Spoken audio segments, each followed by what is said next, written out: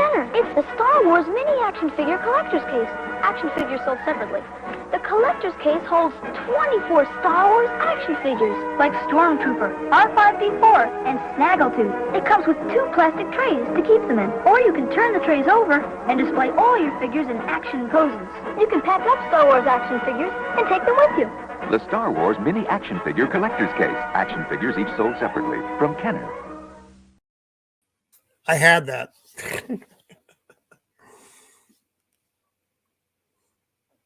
Greetings and salutations, everyone. Yeah, we all had different ones. So yeah, if you catch my time with hold on, I got so crazy this going over here. When I was on with Troy, we were discussing which ones we had because I had the Vader, but I didn't have 3PO and I didn't have the I had that. I had that weird Snaggletooth, man.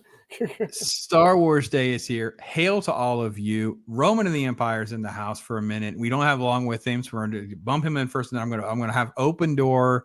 Let folks come on in here, show your stuff, tell your stories, hang out a little bit. But here's my thing: make sure you're kind of ready to go and all of that, so that we can allow for as many folks that want to come in the opportunity. I don't want to get ourselves stopped and bogged down with anything. But before we go too much further, brother, listen. You're an OG like me. What's the first Star Wars you saw in theater, and what's that experience like? So I saw A New Hope. Back then, we didn't call that though. We called it Star Wars. Yes. Yeah, I saw it in, I was 6 years old, not quite 7, because the month hadn't rolled around yet. And I actually saw that with my dad. And that was the first movie at a very young age that I saw 3 times in the theater in 1977. And man, it made such a giant impact on young Roman of the Empire. After that came out, and it's funny though, because even the Star Wars folks, the people who put this movie out, had no idea what they were getting into.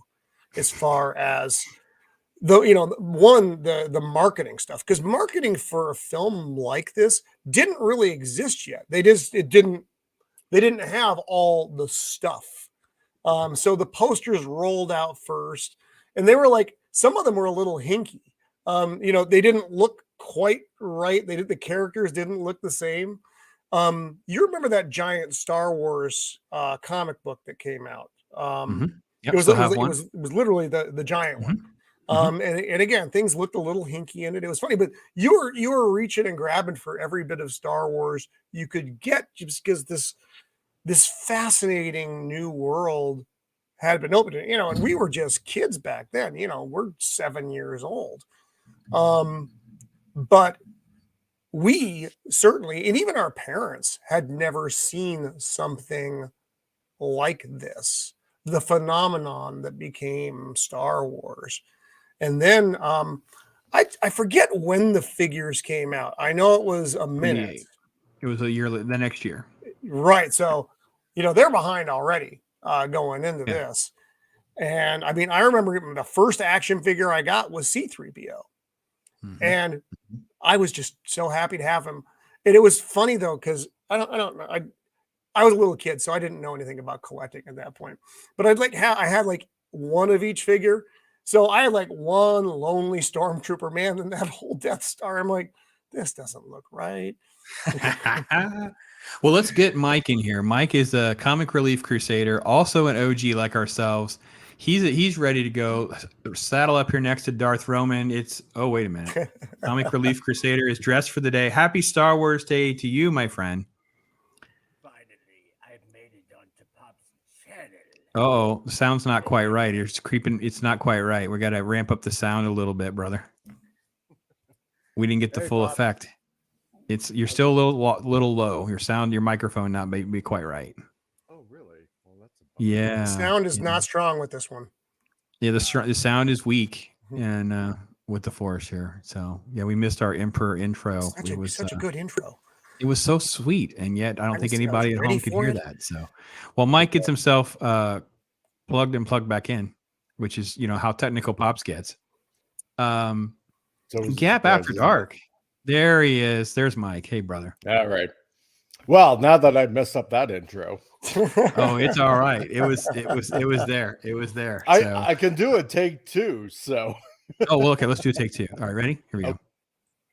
All right. All right. So we're going to next to Darth Roman. We're going to bring in Mike, Comic Relief Crusader. When he's dressed for the gig and has the proper way to prepare himself for the introduction that we are all waiting for, we know he'll be here. It's going to be so cool. Hang out, everybody. Oh, wait a minute. Yes, finally, I've made it onto Pop's channel to talk about Star Wars. That's awesome, bro. Thank you so much. That's there you solid. go, folks. It was solid. It was bringing the game. That's bringing the game. So yeah, good times, fun, folks. All blowing up stuff in the chat. It's great to see everybody. Pat S, of course, rolling up in here. Bobby hanging out with us. Yes, brother. It is hard to keep up. That was part of the goal, Bobby. I'll give you something to do for the weekend. Give you something to make sure you didn't miss. Enjoy those commercials with intros and outros. Whitechapel following around. Yes, brother. Thank you so much. Captain Phantom Nerd, brother. Awesome, man. Thanks, sir. Admiral Teague in the house. There we go. There we go. We're bringing it. Mike, let me start with you the same way I start with Roman. Let's talk about that first film experience, the first Star Wars in the theater. Oh boy. Well, let's see. Way back in 1977. Yeah, I mean, I was 5 years old. My mom brought me to my brother and I to the movie theater. This is back in let me think now, in Barrie, Ontario, and to the movie theater, and brought us to Star Wars, and it was just wow. I mean, this was nothing that I've seen really since, the whole, how should I put it, the whole majesty of that. This is a huge galaxy. I mean, you've seen space movies before and whatnot, but for some reason it all felt kind of like enclosed, like like boxed in a way. But for some odd reason, it just seemed like Star Wars was just this big, huge galaxy of places here and there. You got the true sense of literally space, right? And that there was this huge, galactic empire trying to crush these little guys that just wanted freedom for all. And just for some odd reason, it just spoke to me. Well, it's not some odd reason. So here's my theory. And again, there's a moratorium for those of you in chat. When you come up in here, you're not be in here talking about Disney and KK stuff, and that's not it. But one of the contrasts or the positives we can say about the original trilogy, especially, but he did carry it over into the prequels, was different environments, different color palettes. So I was on with ETEP, and we talked about how, he had this look for Star Wars. So when he does Empire, he's like, okay, we had snow, and then we have oranges and cloud and space, and we have the swamp. So with Jedi, it's like, okay, no, we got sand again, but we're going to do jungle.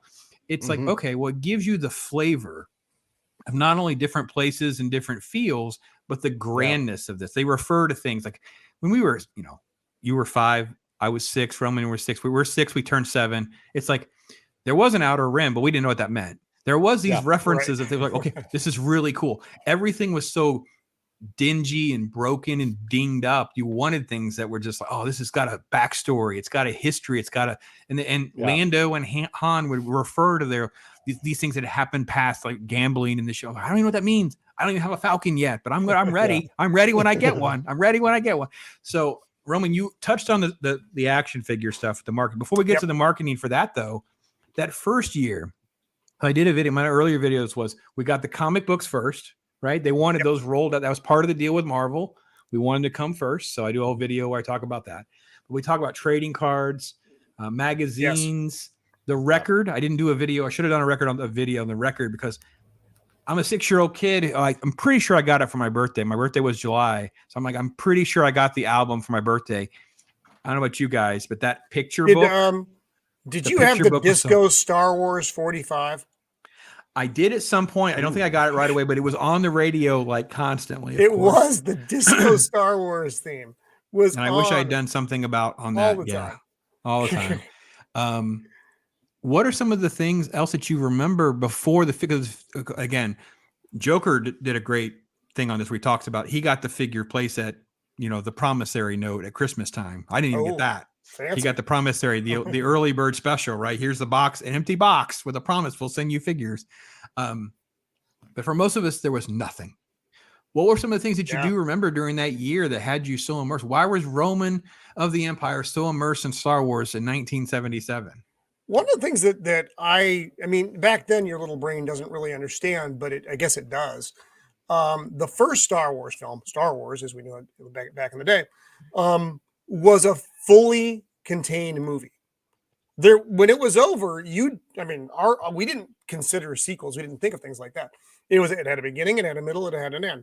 And that was it. And if that had always been it, we would have been pretty satisfied at that point. Yeah. And of course, it was funny because the knockoffs came.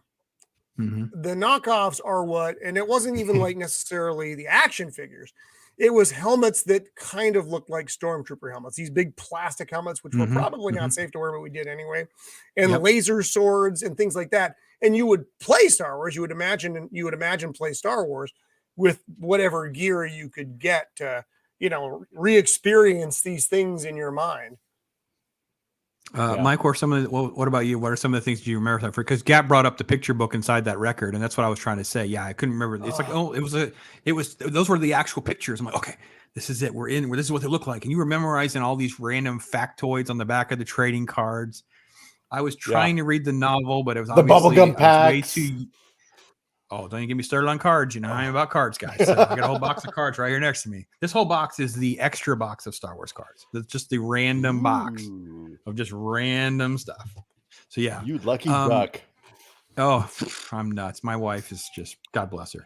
What were some of the things that were to the top of your, like, oh man, this is what I was so addicted to, this element, that element. Yeah. Let's see. Well, yeah, I mean, first of all, it was the toys and it was the comics, and it's like, I want to get all these things, right? And God, I played with them all. It's just, you're so immersed into this universe. And at the time, my parents couldn't afford, like a lot of toys because, I was getting into Transformers and all that kind of stuff. But we had Lego. And I know that when the toys came out, like the Millennium Falcon and your X-Wings and TIE Fighters and stuff like that, they couldn't afford a lot of it. So what did I do? I just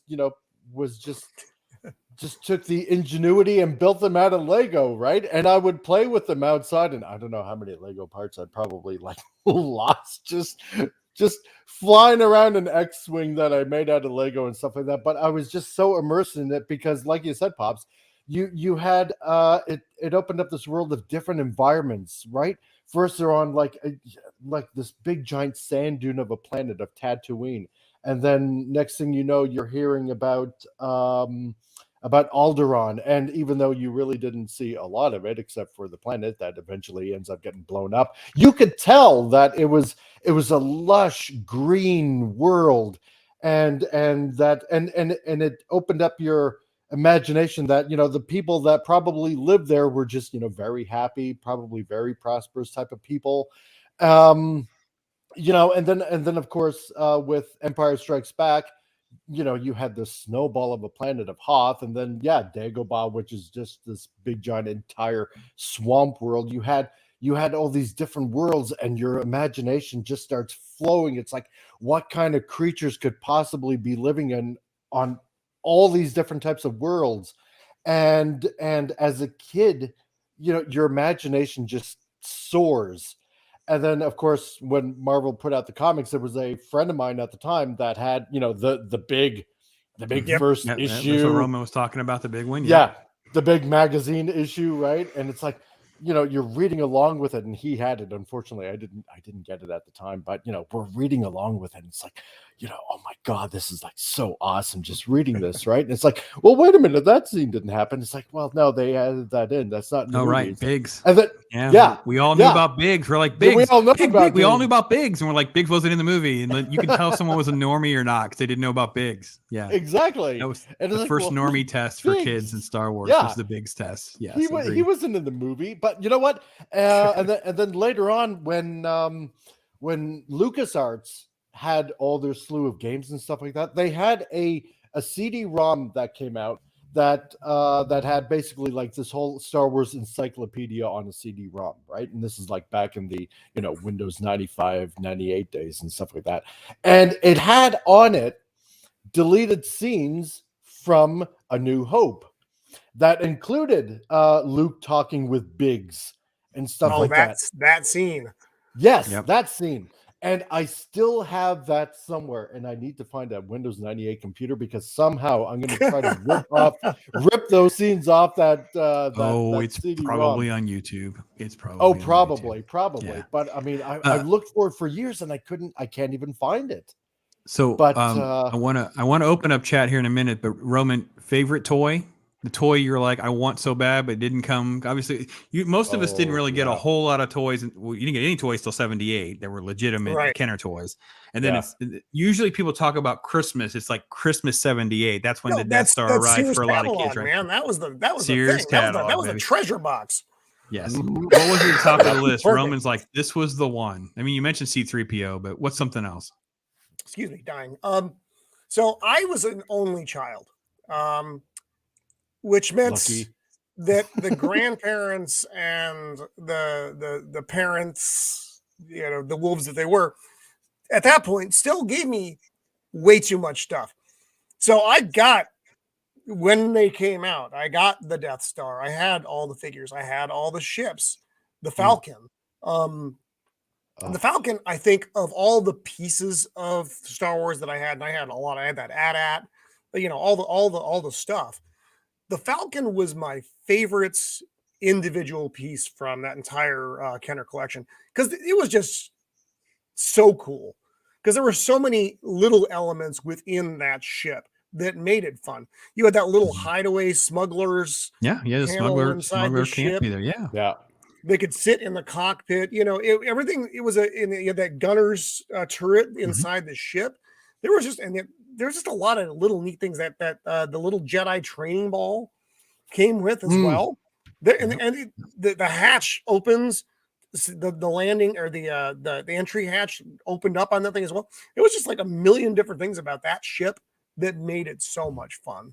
So I loved that. Well, they were all fun, but that was I'm after the Death Star plans. Kenner's Star Wars large-size action figures sold separately with movable arms and legs. C-3PO, R2-D2, Han Solo and the Stormtrooper. You'll never find the plan, Stormtrooper. You can push R2-D2's secret button to open his hidden compartment. Plans are safe and the Stormtrooper's gone. Thanks, Han. I didn't get this medal for nothing. Large-size Stormtrooper, R2-D2, C-3PO, Han Solo, each sold shirt is separately barely from buttoned. Kenner. You know what? Oh, it's so There's fun. an antique mall that's about maybe half an hour away from here that actually has those for sale in the box. Like all of them. Yeah. They got C-3PO, they got R2-D2. I believe they have Han Solo. I think they have a Stormtrooper. And they got a Wampa. Oh, that's awesome. That's awesome. Yeah. So listen, folks, I put the link in chat for you guys to come pop in. Come prepared with what you want to talk about, whatever, because I want to keep things clogged up. I know these two guys are on a time crunch, so I want to try to give them a chance to share a little bit if they can for whatever time they have. And it was funny how much the marketing towards kids worked so well. Like you would see these commercials and you were just so addicted to, oh my gosh, I have to have this, Mom. You don't understand. And I was telling someone that this was such a big deal that obviously you knew about the big stores, you knew about Sears and Kmart's, these type of things. But then you were scouring like the drugstore. You were like, there was like this Eckerd drugstore near my houses. And I was like, okay, I got to go in there. And he's filtering around looking for this random figure on the back of a box. Cause that was the pictures where I don't have this one. Where's this one? That kind of thing. So, Mike, was there any of those type of adventures for you where you're like, I had searched and searched and searched and yeah, let's see. I really wanted the dewback. The dewback. I really wanted the dewback. Yeah, well, because you're a little boy, and of course, dinosaurs were the big thing, right? And to me, this looked like a big dinosaur, right? And I wanted that so bad. But I never got it. I eventually got Boba Fett because I loved Boba Fett, right? What else did I get? I ended up getting from Empire Strikes Back. It was a I don't know, like some sort of troop transport with wheels, and We'll get to that one. We can do that you could ad. push it down, and and the wheels would go out like that. And Yep. I ended up getting the speeder bike, with the scout trooper, and Hey, oh Joker. god, I Joker's also in the house. I loved All right, it. before we Loved it. go too far, then we'll give Mike some love. He can live vicariously through the commercial. Now from Kenner's Star Wars collection, it's the Patrol Dewback action figures sold separately. Yes. Let's find the droids. Do that. Hi, R2. You can imagine you're a stormtrooper on the Patrol Dewback, searching for R2-D2 and C-3PO. Look both ways. Do back. By moving his Look both tail, ways, you can make Dewback. Dewback's head turn left and right. You can move his legs, too. Love it. Oh my gosh. The new Star Wars Patrol Dewback from the Star Wars collection. Action figures each man. sold separately by Kenner. What's up, Jacob? Hey, I want everybody. it. Yeah. Oh my gosh. Yeah, that's so That fun. thing was really cool for a couple reasons. One, when you put the stormtrooper in, you really couldn't see it in that video. Yeah. The way the harness was designed, it had little legs that were on the side of the dewback, Mhm. so it Yep, looked like yep. he was actually riding the dewback, not just pushed down in a hole. Yeah, And it had the It was rein. You great. could tuck the reins in his little hand. Yeah. His little blaster hand would hold the Yes! reins. Yeah. So it was Yeah. really well thought out, even though it was obviously just something Kenner threw together that was dinosaur iguana close enough. Make it a dewback, people. Change the mold and get this done. Didn't have a dewback either, Mike. Just so you know, you're not alone. I had a didn't tauntaun either. though, and I preferred the I wanted tauntaun. to Oh, do yeah. Oh, you have the tauntaun. Okay. I had the tauntaun. I Tauntaun was love the also tauntaun. I good. got the Which- tauntaun and Hoth together. By the way- Han's in my box. Which, by the way, how is Tauntaun best prepared? Lukewarm. Lukewarm. Oh boy. Ah. Oh boy. You You're might let all it stay. sentimental. I don't know. What are you guys thinking, chat? Canadian Spider-Man is in the house. Holy cow, bro. What's The up, house. Thank Canadian? you so much. But yeah, Yo, listen, Spidey. Joker did a great video with us. That was right before this. Yes, Um, I'm actually still awake, and I saw open mic. I wanted to stop in. Pops, thank you for so much for doing this entire day. I commend you beyond the belief. I had two friends who I was on their channel not too long ago talking about the thank you, Max. Talking about the current state of Star Wars, and they've been pixie dusters for a while, and they're starting to see like, oh, wait a minute, maybe this isn't working out the way we thought.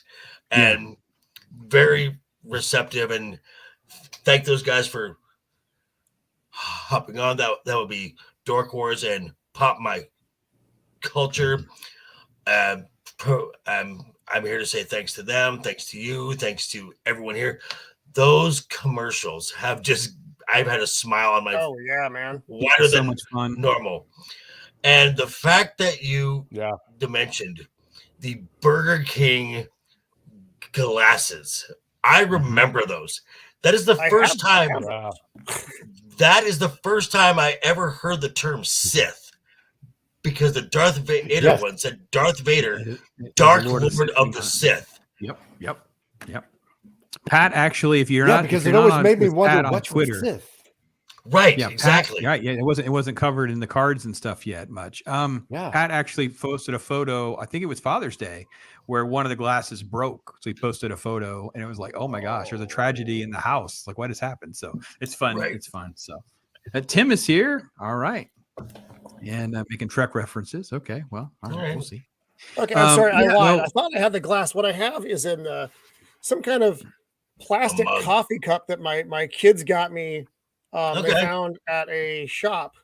Nice. It's got wrapped up Han and Leia and Luke. Luke Yeah. in the suits. Nice.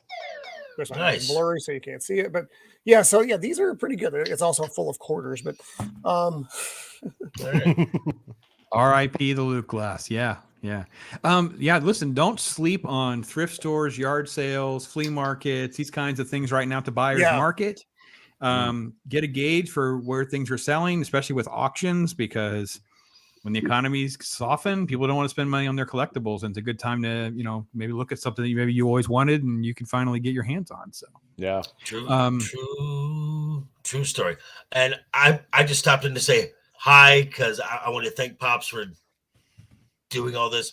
And I saw Roman was on, and I'm just glad he got here safe because his sense of direction is terrible. It's true. I actually got stuck on the outer rim for a little while, but then a stormtrooper was like, if you just look at the way the arrow is going, you'll go the right way. I'm like, oh, thank you, stormtrooper. And then I got here. So it's okay, good.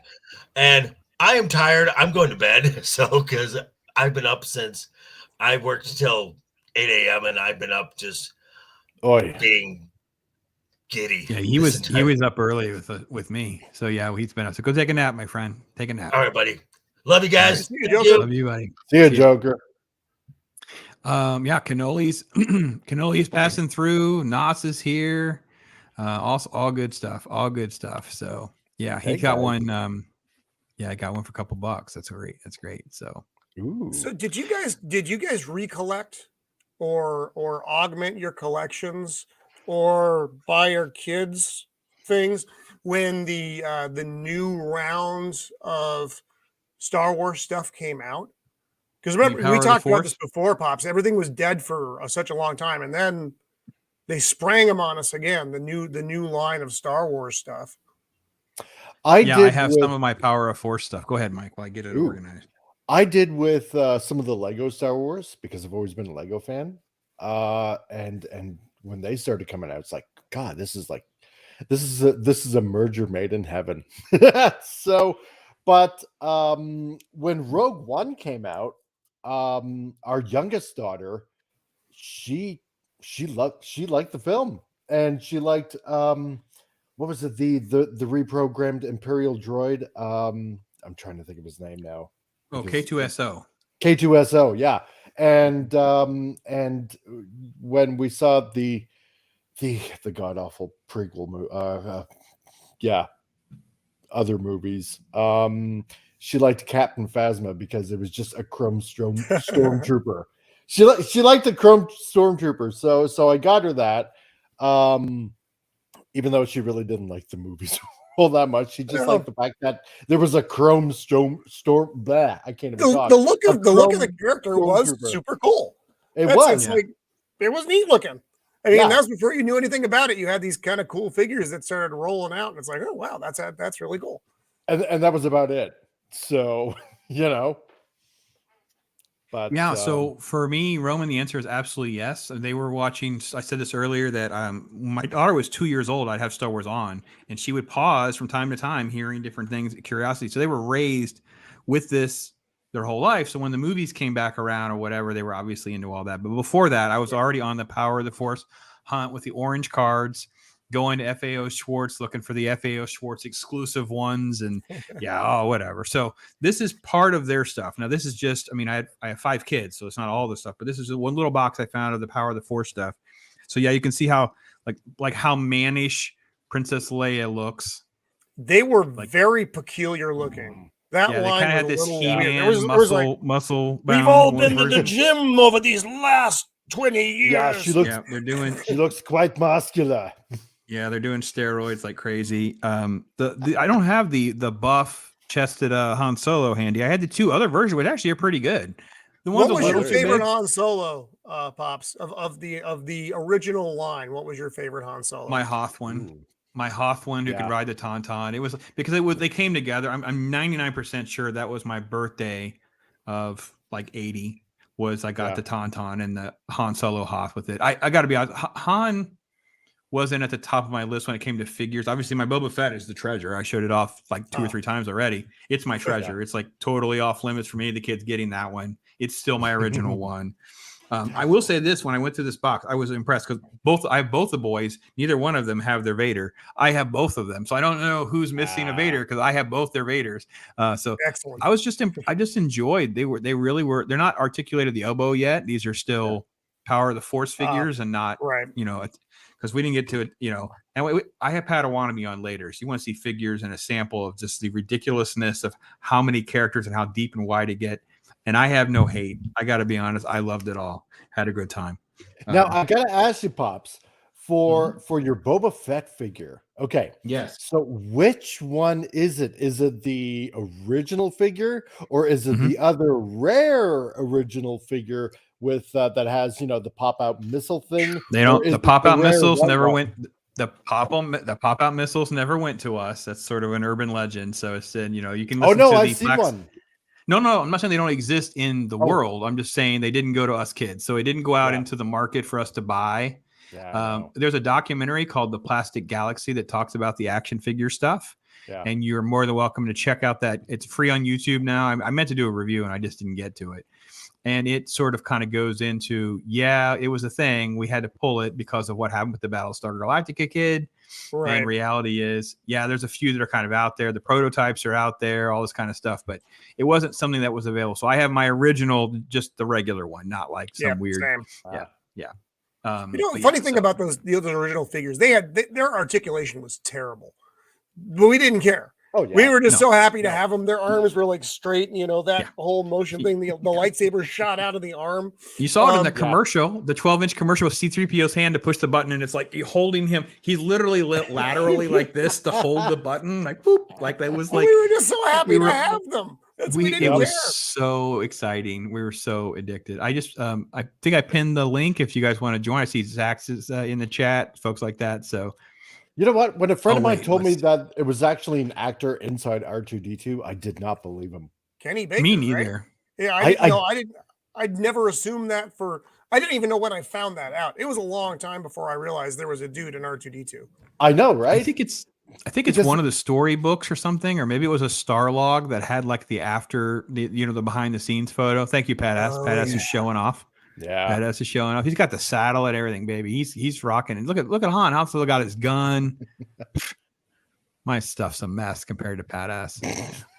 My freaking joke. But the reason why I didn't believe him is because here in Canada, at the time, I think around 1980 or something like that, there was a children's magazine called Owl Magazine, and if any Canadians out there, they'll probably remember that magazine. But there was a guy that was in Ontario, I think around the Ottawa area, that actually built astromechs, right? Like actual working robots, right? Of like R2-D2 and different variants and stuff like that. And they were robots, and that's why I thought, there's no way that there's a little midget of a guy that's inside an R2-D2 costume when this guy's actually building it. And that's why I didn't believe it for like the longest time until what was it, Kenny Baker that played R2-D2? That came out, and it's like, it was like so cramped in there. It's like, oh my god, there really was a prison in there. Dang. So one of the treasures, an OG 35-cent number 7. Han, blasting away. Yep, I remember that one. Yeah, the first one after the story ends at 6. So there's a store actually literally right beside me that has some of those old Marvel Star Wars issues for sale. Yeah, the old Marvel ones are nice. I actually got to be honest, it's like I got to get my financial world like totally streamlined and fast tracked so I can kind of like take advantage of this buyer's market, man, because I'm telling you right now, it's just like a gold mine of stuff that needs to find a new home. Yeah, because it's just this stuff doesn't exist. This stuff is rare and really hard to find. It's just the demand has softened so much on Star Wars stuff. It's such a great opportunity to have a conversation like this, talk about stuff we love. So, Zach's on the road, so he's doing his thing. So, but Zach's also on the side. They're looking for this stuff, though. That's the thing. Yeah. We got money usually. Owl remembers Zach's, or Zach's remembers Owl. There you go. Yeah. The Kenner articulation's what killed the G.I. Joe line for a second. Then Hasbro acquired Kenner. Yeah, I know. It's just yeah. Well, listen, we were envious of G.I. Joes as toys. We got it. I mean, they were super cool. But reality was Star Wars was just such a bigger thing for us. Yeah. But so many folks are in chat. I didn't say hi to everybody. I am so sorry if I've missed you. I apologize for that. It's just kind of my day is like a whirlwind right now. So you guys bear with me on that part of it. So. And Jacob, I'm hopeful that today will help, encourage you for that rewatch, man. Just strap in, have some fun, just reminisce about your love and that first experience kind of thing. That thing is it's awesome. So, you know what I always wondered about Chewbacca is the sash belt thing that he had always across his chest when bandolier. Yeah. It looked like it had these little packs on it, and for the longest time I was wondering like, what is that? Is that like a utility belt of some sort or what? I didn't know for, I when I was a imagine he kid. carried Chewy snacks in it. Probably, Yeah, yeah, 'cause little kibbles and bits. we were told it's ammunition, but they shoot lasers, so that never made sense to us. And then Maybe they were battery packs or something. I'm with Roman. I'm like, it's just Chewy snacks. With a body that size, he had to eat all the time. He's got a higher metabolism than I do. He needed to have some kind of clothing on. Granted, it's just a strap, but otherwise he would have been really awkward looking. Yeah, because he's naked. Yeah. Oh, listen, Nas, go back and watch the holiday special video that I did with Troy. You want to go back and deep into the holiday special? Troy Pacelli actually has he made a version of the Kenner Toys ads selling you the holiday special toys. It's amazing. It's incredible. So with that, we'll take a pause. Welcome in Copa. Who I haven't talked to if we want to call this in person, I'll take it because congratulations. I know we've messaged and talked about it, but I haven't had to talk to you. Like, say, hey, brother, how you doing? Oh, I'm doing great. I'm completely wrecked. I do a live stream late at night, and the daughter makes me. She punishes me for it. So I didn't get to bed again until 6:30 this morning. Oh, and, buddy. You could have just jumped right on my stream. I was already going by then. That's what I heard. I woke up to your voice. Jana was watching you, and I was like, Princess Copa was enjoying her first Star Wars days with me. So that's what I heard. Nice. Yeah. So, I can't stay long, but I kind of just wanted to hop on the stream and just enjoy a little bit of this day. So here I am. I have a bit of a Star Wars story because I was born a little later than when Star Wars was initially released. It's more of my brother and my sister's movie. Like they were around for mom took both of them for opening day of Star Wars, and Empire was a little bit before my time, but I was only one when Return was released in '83. Anyways, so I got all the hand-me-down toys that were broken and busted by my brother. I had the AT-AT that had the sliding door, and you could put all of your characters in there and stuff like that. But the door was busted, so the toys always fell out. Like the AT-AT was just throwing them up out of the side of it.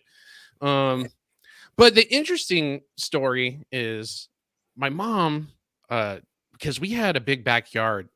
Even for Los Angeles, it was a huge backyard. We had a persimmon tree and a cherry tree back there. And my mom was like, my brother's name is Tony. She's like, Tony, he buried a lot of his Star Wars toys in the backyard. And I always wanted Star Wars toys. And, growing up like in the late 80s or early 90s, the Star Wars toys weren't selling anymore. You couldn't find them in the stores. So I just started digging holes in the backyard, and that really pissed my mom off because I'm digging up her grass, but I didn't care. But she's like, "Yeah, it's under the cherry tree, Pete." So I would dig underneath the cherry tree vigorously because you could dig there. That was just soil. So I dig, and I found one, and it was Luke on Hoth. Oh wow! Nice. Yeah, and that toy has survived with me. We used to have that's a great story. So I still have it. I was trying to pull it out for the stream, but I couldn't. Well, that didn't sound good. I was trying to find it for the stream, but I think the only lunchbox that has survived is my Temple of Doom lunchbox, and it's in there somewhere, and that's in storage. So, but we had an Empire Strikes Back lunch pail with the thermos still. And I can't find that anywhere. Oh man, the thermos is the gold mine. That's the gold mine. Exactly. They did not survive well. Yeah, before I get to Shield Wall, let me say this. All of us have had jokes throughout today talking about the stuff that's been lost in our yard. And I'm thinking to myself, wow, Copa actually went and dug up one of the treasures. Oh, yeah. You can't tell me there's like a treasure. Star Wars rock star, baby. That's freaking amazing. I have one probably still in a hedge where I used to live in St. Andrews. That's probably still there. And I haven't lived there since like 1991. Yeah. Well, Shield Wall is here. Admiral Teague is here. Welcome, gentlemen. Hanging out. Happy Star Wars Days to you both. Hey. Happy Star Wars Day, guys. It's good to see you. I remember the first time I saw the movie. It was incredible. I even remember when we got gas before the movie. It was so burned into my brain that night. Wow. Wow. Oh my goodness gracious me. Well, let's do that in a minute. Let me just try to catch up on a little bit of chat. Hail to all of you folks. Laser guns use batteries. Okay, Daniel. Cool. That makes sense. Dark Horse, yeah. Dark Horse has got a great run of comics, man. I'm telling you, it's good stuff out there. I just reread Heir to the Empire. It's all right. So happy anniversary to those. Yes. Yeah, the holiday special. Yeah, well, there's some scars to run deep. Okay. I know Nas. Nas is trolling. Gotta keep your guard up out there, folks. I tried to send Mags a link. Mags, that didn't work. It wasn't that hard to find for me, but maybe that I don't know what StreamYard's showing me a mess. I have no idea what YouTube looks like. I tried to send you a link for something I found on eBay rather quickly. So those are out. That link looks like you're trying to reprogram R2D2 or something. I have no idea what happened with that link, but it was just like it's a quick eBay link. Just later on, Mags, when you're on Jedi with me, let me know. So sorry about that, guys. Anyway, so hail to all of you folks. Shield Wall and Admiral Teague, thanks very much for hanging out. Shield Wall, first and foremost, what is the first Star Wars movie in the theater kind of memory? You got one of those kind of cool stories or anything? So I remember when it came out, I wanted to see it so bad, but my parents wouldn't go. They were both busy. I was like a latchkey kid or whatever. And then by the summertime, I would go see my grandparents, and they were like old, so they were like, we're not going to take you to see that. They were more like, we're going to take you to see Disney or whatever. They weren't sure what it was. They just knew it was popular. Jaws had been popular, so they equated it with that. It was going to be scary or whatever. So, but it wasn't until the next year that my grandmother took me and my brother to see it in the Dollar Theater. It was like $1.25 or something. But that was back when you could get a soda, a large popcorn, nachos, and the theater ticket for $5. Wow. Back those days. But yeah, so that's when I saw it first, was the year after it came out. Then I saw it every other time in the theater, except for Empire Strikes Back. I had to see that on second generation VHS. That's how I saw it the first time, because I was already living in Japan by that point. So, Admiral Teague, you remember where you got gas? I remember where my uncle got gas, because, of course, the church stands in the way, and they stand in the way, and they stand in the way, and I wasn't allowed to see the movie because it had a paganistic belief system and was denounced from the pulpit. Like, that's a way to have people have fun. And my uncle had to see it with his kids, and he's like, no, there's nothing wrong with the movie. We're going back to see it again. And so I saw it like a week after it came out. My uncle's like, not only is it, maybe I don't know what the fuck you're talking about, to my mother. So I got to see the movie. I think I went the whole movie without speaking, which just says a lot. And I remember it was the first movie I ever saw at this new concept called a multiplex, and it was kicking the shit out of Looking for Mr. Goodbar. We're playing in the other theater. Wow. No, I mean, yeah, you go ahead. We stopped at Corvettes to look at clothes before we walked in. That's how, if anyone remembers that. No, I think there was two guys next door. But I think I'm the oldest person here by a lot. I think back in the day, they were predicting that Smokey and the Bandit was going to be the #1 movie that year of '77. I think so. And it was a fine movie. Yeah. No joke. No doubt. Smokey and the Bandit is a fine movie, and I think it was number 3 because Close Encounters came out the same year, and that's how Spielberg has 10% of Star Wars. Is the fact that he bet George Lucas that that Star Wars was going to be the #1 movie of that year. And Lucas was like, no, Close Encounters. So they bet 10% of their own films against each or for each other. Oh my God, that's hilarious. Huh. Yeah. And that's how Spielberg had 10% of Star Wars. Wow. That's weird. The same parents who said Star Wars was paganistic took me to see Close Encounters, so I don't get it. Yeah, my parents took me to see, or not took me to see it, but they went to see it. I remember them. They went out on like a date night and saw it. And when I came back, I asked how it was, and my mom kind of basically told me the movie as a bedtime story. So I kind of knew what it was going to be about. That's before. just giving me bad memories of the end of Last Jedi when the kid's like, and then Luke Skywalker. Yeah. And I had to ask myself, how does anybody know this goddamn story? Like, it was like Kylo Ren was apparently running around slashing at the thin air to his own guy's point of view. And then when I finally saw Close Encounters, like years later, again on second generation VHS, I was underwhelmed because it wasn't as good as how my mom told the story. Oddly enough, also you probably, I mean, one, it and Star Wars are not really totally different sci-fi movies. Yeah, they're different. They're totally different movies. Worlds apart as far as they're both good in their galaxies actually far away. He's not wrong.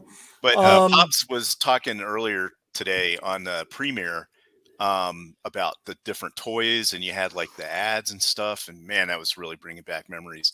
And but if me and my brother and our friends wouldn't have just been so destructive as little kids, I would, I'd be sitting on a gold mine. But I can't tell you how many Star Wars miniatures that I destroyed with fire or ran over with the lawnmower. What they're meant for. Come on, you had fun as a child. You bury them halfway up to their head in the, and then you have a giant machine run over them, and so we're hitting with the weed eater and the lawnmower. See, Darth Roman over here. Darth Roman over here is an only child. He can't relate to the destructive nature of the things that we did. It's like, oh my gosh, we were just like shooting them. Everything is so beat up and battered, and we were. That's just why I said Darth Lucky. we were just at like an outlet mall, and a guy had like one little shelf that no one was paying attention to, and they were all originals. I was pulling them up. I said, "Baby, she's got the better eyes than me." I said, "You check this date. Make sure this Slave 1 says 1980 on it. What does this Slave 1 say?" Yeah. And they were torn up from the floor up, but at least there was pieces there to work with. And I was like, it still wants way too much. That was another fantastic ship. Speaking of cool things, that Slave removable awesome. carbonite. Oh yeah, now known as the sound that it made as the engines were going right. Now known as Living Wage 1 for all those who might be wondering. We're not making Disney KK references. All that stuff. 3/5. What did you call it? Living Wage. Living Wage 1. Yeah. Why the fuck not? Universal Income 1. You know what? When we see it in its new incarnation, it's Living Wage 1. And the first voice I heard on Star Wars Day was Pop. Yep. Right? That caught him very early in the morning. Yeah, that's true. It was an early morning this morning. It's been a lot of fun talking Star Wars Day all day today. So yeah. Or as the Board King just said, Reparations 1. Yeah, I want reparations from fucking Disney for what I went through seeing Return of the Jedi about 2 weeks ago, because at the beginning, honestly, at the beginning of the movie when they go to throw the rebels into the Sarlacc, like the Book of Boba Fett comes to mind, and I'm like, this is a stupid plan. No. They're going to destroy that Sarlacc in 1 second for you. Hey, Brandon, they ruined Jedi for me. Boba Fett came out of the box ruined. Hey, all right. Anime guy is in the house. Brandon, how are you doing, brother? I'm doing well. I'm actually about to go get some ramen because, I love Japanese food and ramen's delicious. I did get a new poster. Let's see where to go. There it is. Yeah. Nice. This finger. Yeah, that one. It's an excellent film. My Star Wars memories are seeing Empire Strikes Back first on VHS, then Return of the Jedi, and I didn't see the first film till I was like 7 or 8. And I remember my grandfather telling me that he took my mother to go see Star Wars and that he himself went and saw about 3 or 4 times in the theater because it was in the theater for years. And that was the only way that you could get it. Yeah. And that then, is so true. And it was, I remember no matter who I was going to be with, I was begging them to see it again. Mm-hmm. And it was like bragging rights, guys, right? It was bragging rights of how many times how many times have you seen Star Wars? That was the equivalent of nerd bragging rights back then. That it was. Well, that was The good thing about having it on VHS is you could watch it over and over and over again. And wear out the tapes, unfortunately. That was years later. I did go and see it in '97 during the special edition re-releases, Yes. and Yeah. So did I. that was I still work every month. Where Greedo shot first. I still have those on VHS, even though I don't have a VHS player. We used Who to is have this those. Greedo we speak of? And Right. why did he shoot first? Oh, wait, he didn't. That's because That's right. Han shot. That's it. Our accounts are mixed, right? We have mixed witness reports on that one, but I believe Han shot first. I saw him pull his gun and blow him away under the table. What's up, Brandon? Exactly. Hello, everybody. So I'm gonna go get some ramen, but I thought I'd stop by and share that. And I do have my one TIE fighter. There he is. And that's That's all. our segue. Brandon is on with me later. It's a 4:00 Eastern time premiere with the TIE Fighter anime, a little anime talk. We squeezed something in there because I'm a total noob, and he showed me something I hadn't seen before. So that's always fun. And by the way, that one is still copyright flagged, Randy. They're not going to let go of it, but I kept it in. TIE Fighter versus TIE Fighter is a clip that's worth seeing for that premiere in and of itself. So even if they don't care about what we have to say, seeing that clip is great. So absolutely, Brandon, brother, love you, man. Hang in there. Keep strong. Talk hard, baby. Talk to you soon. See you later, everybody. Take care. See you, Bram. Take care. Take it easy, Brandon.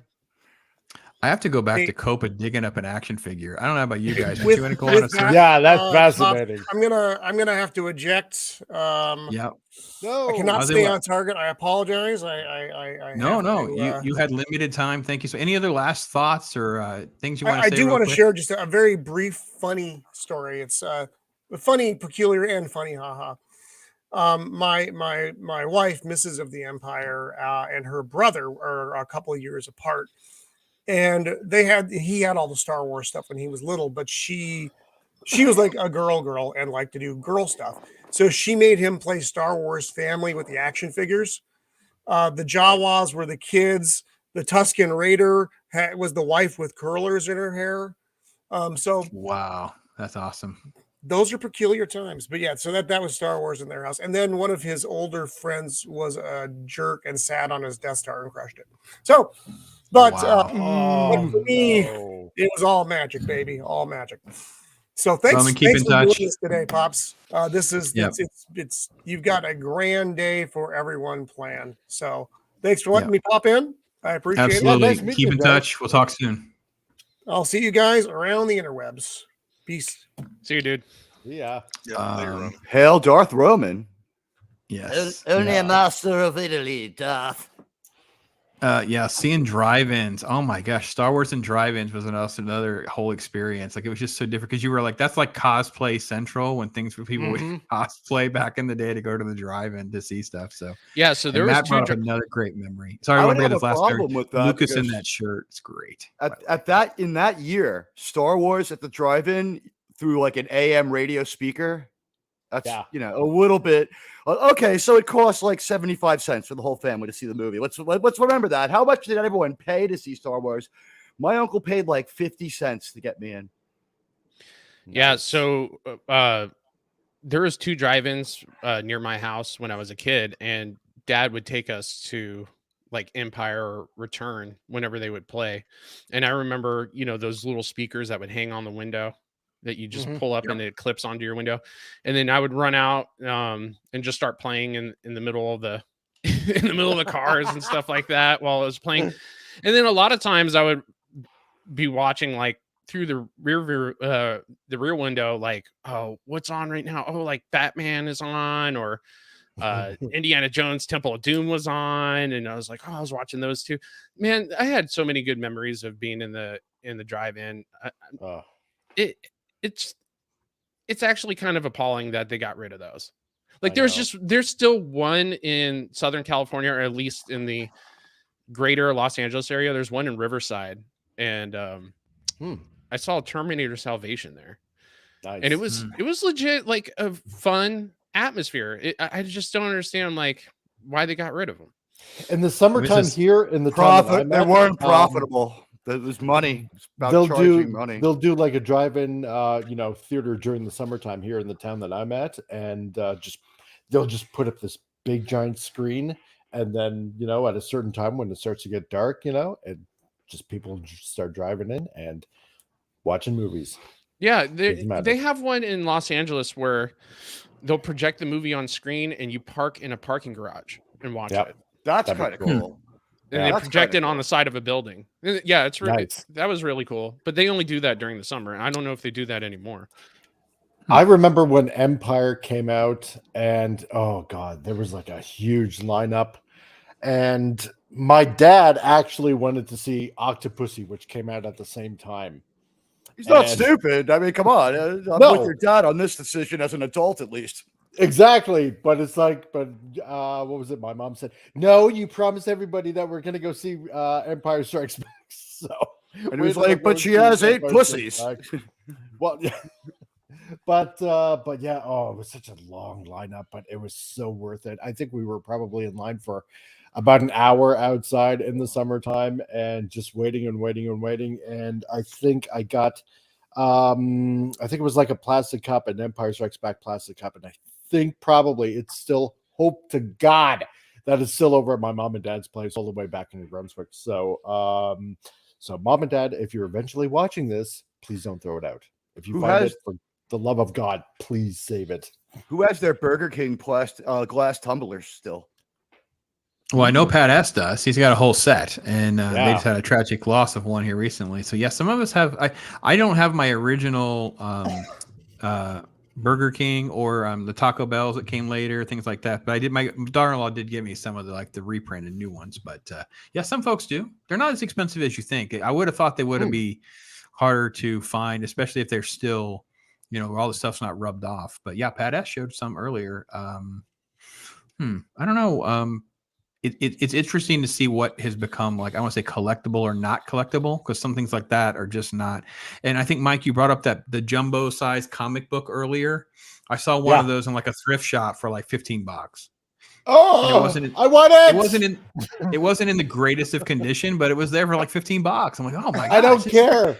Yeah, so it's just like one of those things where you just go around and just kind of look and see what people have and things like that. Because I It's like I said, buyer's market.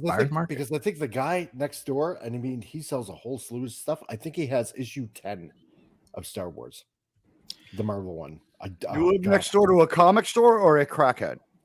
Actually, it's more like a it's kind of like the guy has everything, right? It's more like a kind of like an auction place of sorts, right? And he has like you know, clothes, and he has like drones and stuff like that, and he's got boxes and boxes and boxes of comic books, and I know that occasionally, like, you know, I mean, he'll have like, you know, Thor. That's a pretty cool find. Yeah. There you Oh go. yeah, I like that. And So you live next to you live next to like a thrift store almost. a human yeah, eBay. of sorts. Like a physical Essentially. eBay. Okay. Yeah, and he's got some Marvel Star Wars comics. So eventually, whenever I have the time, I'm just gonna flip through all those. Those comics stories and are get actually them out. decent. Why Yeah. they wouldn't look to those for a source? Does anybody remember the comic book arc of like 6 or 7 issues where they go to the casino at the edge of the galaxy, and Han Solo has to go in the middle of the casino where there's no gravity and fight other like weirdos with like a pin needle laser, and he's got a little hand shield? The stories were so much better than what we saw on screen. Well, the thing was, when Lucas approached Marvel with doing the Star Wars comics. Sorry, Pops, I don't mean to interrupt.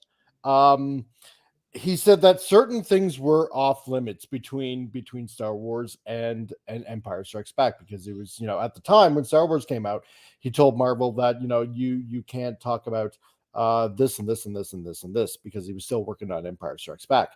So, you know, that's why you have a lot of these kind of weird, goofy kind of adventures in between, you know, A New Hope and Empire Strikes Back, and then of course, you know, with Return of the Jedi. And so the comics are canonical at that point. Yeah. And so a lot of them were just off limits for storytelling that they couldn't write about. Lucas hated the fact that they created the Jackson, the giant alien rabbit. He hated that. He thought it was terrible. That was horrible. So things like that, he was like, we got to wrangle this in. So Archie Goodwin got on the phone and got a little slap on the wrist. Like, listen, man, we got to wrangle this in. So, Kobe, you got to bail soon. So what are some of the other cool stories you could share, man? I got to be honest, I'm still hung up on you playing amateur Indiana Jones and digging up an action figure in your freaking yard, bro. That's so amazing.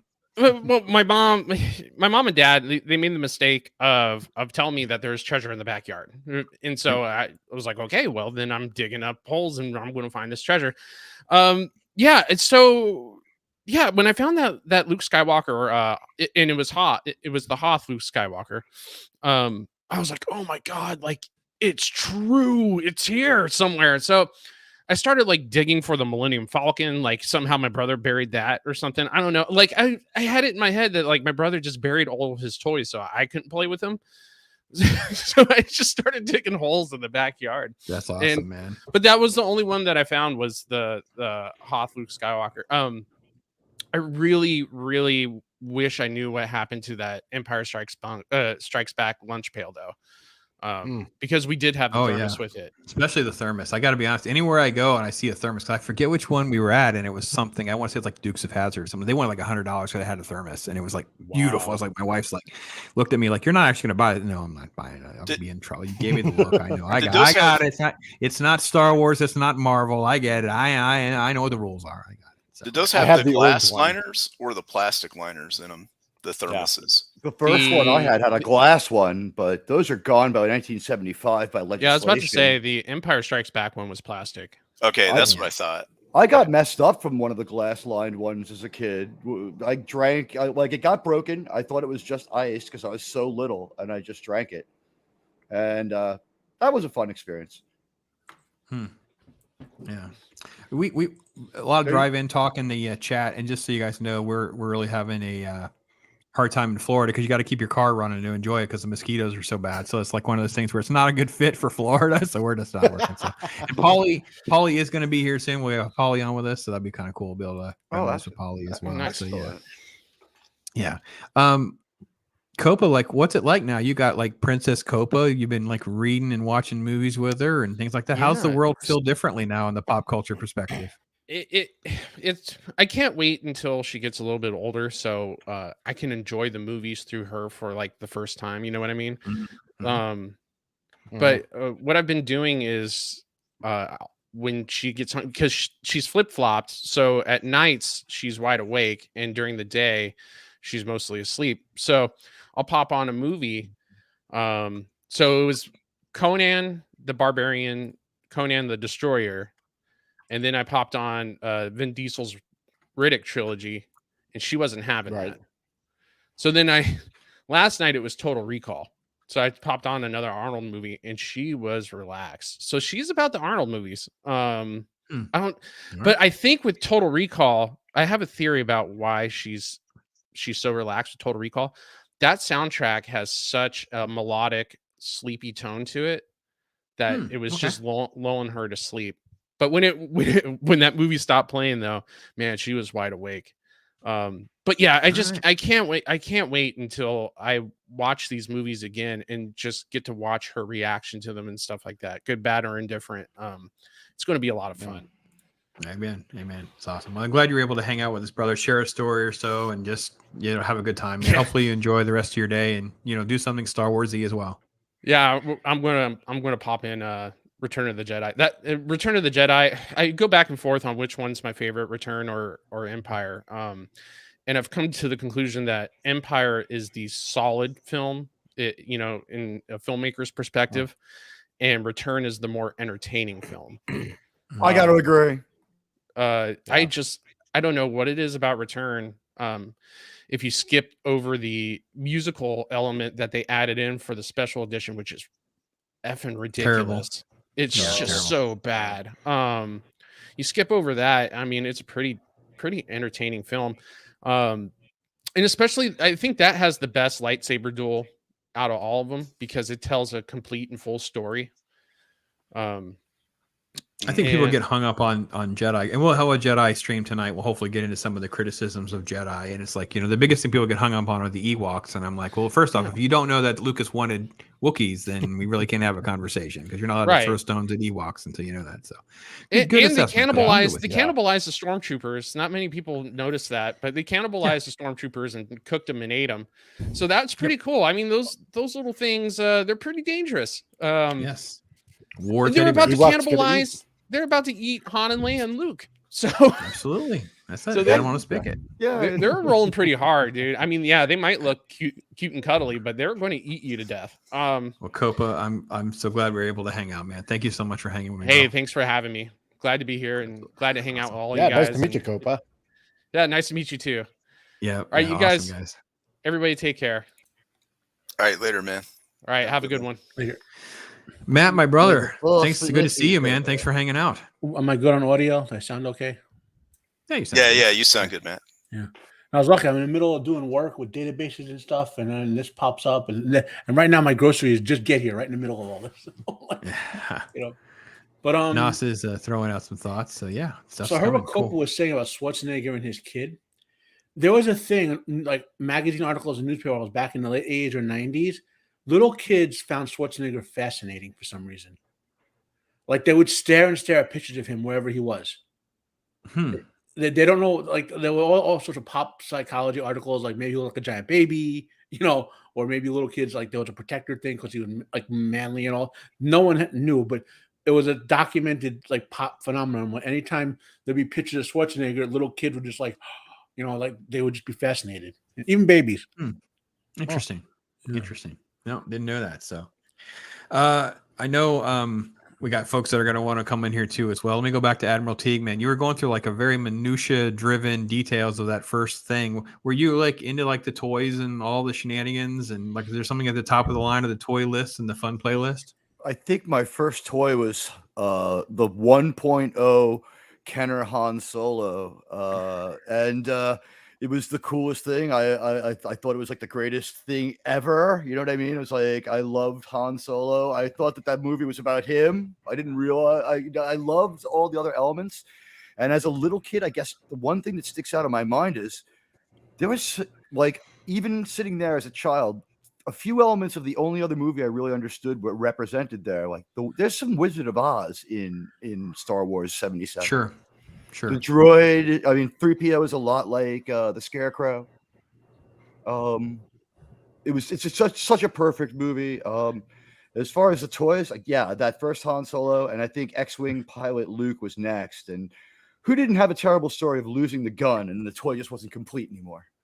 Oh, there's a whole, like I said, Copa digging up a treasure. Says I talked about if I knew when they were selling my grandparents' old property, I would have just bought it up just for a few weeks, just so I could scavenge the backyard for things that I probably left bare. I knew where I played, so if we could just get in there and scavenge and do a little archaeology work, I got a feeling I could find some lightsabers, Stormtrooper and Han Solo guns, and maybe same way. Yeah. Whoever maybe a buys couple of stand people, whoever buys my mother's house will have that opportunity. You know, and I just think maybe Copa's parents are really smart. They're like, if we get our son to bury his toys, you don't have to dig up and aerate the lawn this year. And like 4 years later, they're like, you know, there's Star Wars toys out there. Yeah, there you go. They're very Shield, smart what about you, parents. brother? Yeah, my thing is that I saw A New Hope, and then we went overseas. So those other two movies came out while I was over there. So I didn't get a chance to really. It's kind of weird because the toys were there, but they were like almost a year behind when we got them, and we didn't have access to all of them. So I could see the ads, but I couldn't afford to buy them, and so because I think most people only got like maybe their birthday or Christmas was when you got your pretty much. Yeah, that was it. Yeah. So you couldn't mess around with like, I want this niche one. You had to go for the big ticket items. Like I want the X-Wing. I want, I want the Sandcrawler if it was even available. And so that's what you would get. That was the figure carrier, if I'm not incorrect, was the Sandcrawler. Right. The There was also one. the Darth Vader head. That's for Empire. Yeah, I think it holds like 80. The carry case. Yeah, the carry case. And then so there was a Vader, there's a Vader case, a 3PO case, and a rectangle case. Right. Those are the three cases. The Sandcrawler is actually a vehicle. I think it's like the AT-AT though. You could put a whole bunch of figures in it. Yeah. Yeah, so it might have been dual purpose. Oh, it's huge. Well, right, because you could put all your figures in it and carry your Sandcrawler had all your figures inside. It was awesome. My friends also had a land speeder that was allegedly remote control, but what it really was it had a clicker, right? And when this thing recognized a loud noise, it would just randomly change direction. Mm. The Yeah, front and wheel that would and that just spin. and that's what I was going to say is so you would get the one big ticket item like you get the X-wing or a bunch of minis or whatever, and then your friends would have the other stuff. So Yep. you would have to go over to their house and you have to bring all your stuff with it so that combined you could actually do something fun. Like they would have like the Death Star mock-up, and then the other person would have the cantina. So you'd all get together, but then you get all your stuff mixed up, right? And then your Snaggletooth's gone, and Yeah. it's because your friend took it from you, maybe on accident. Who knows? But, You Shieldwall is you still on the actually hunt for rem- his missing Snaggletooth. Go ahead. You actually reminded me of another Star Wars store that I had.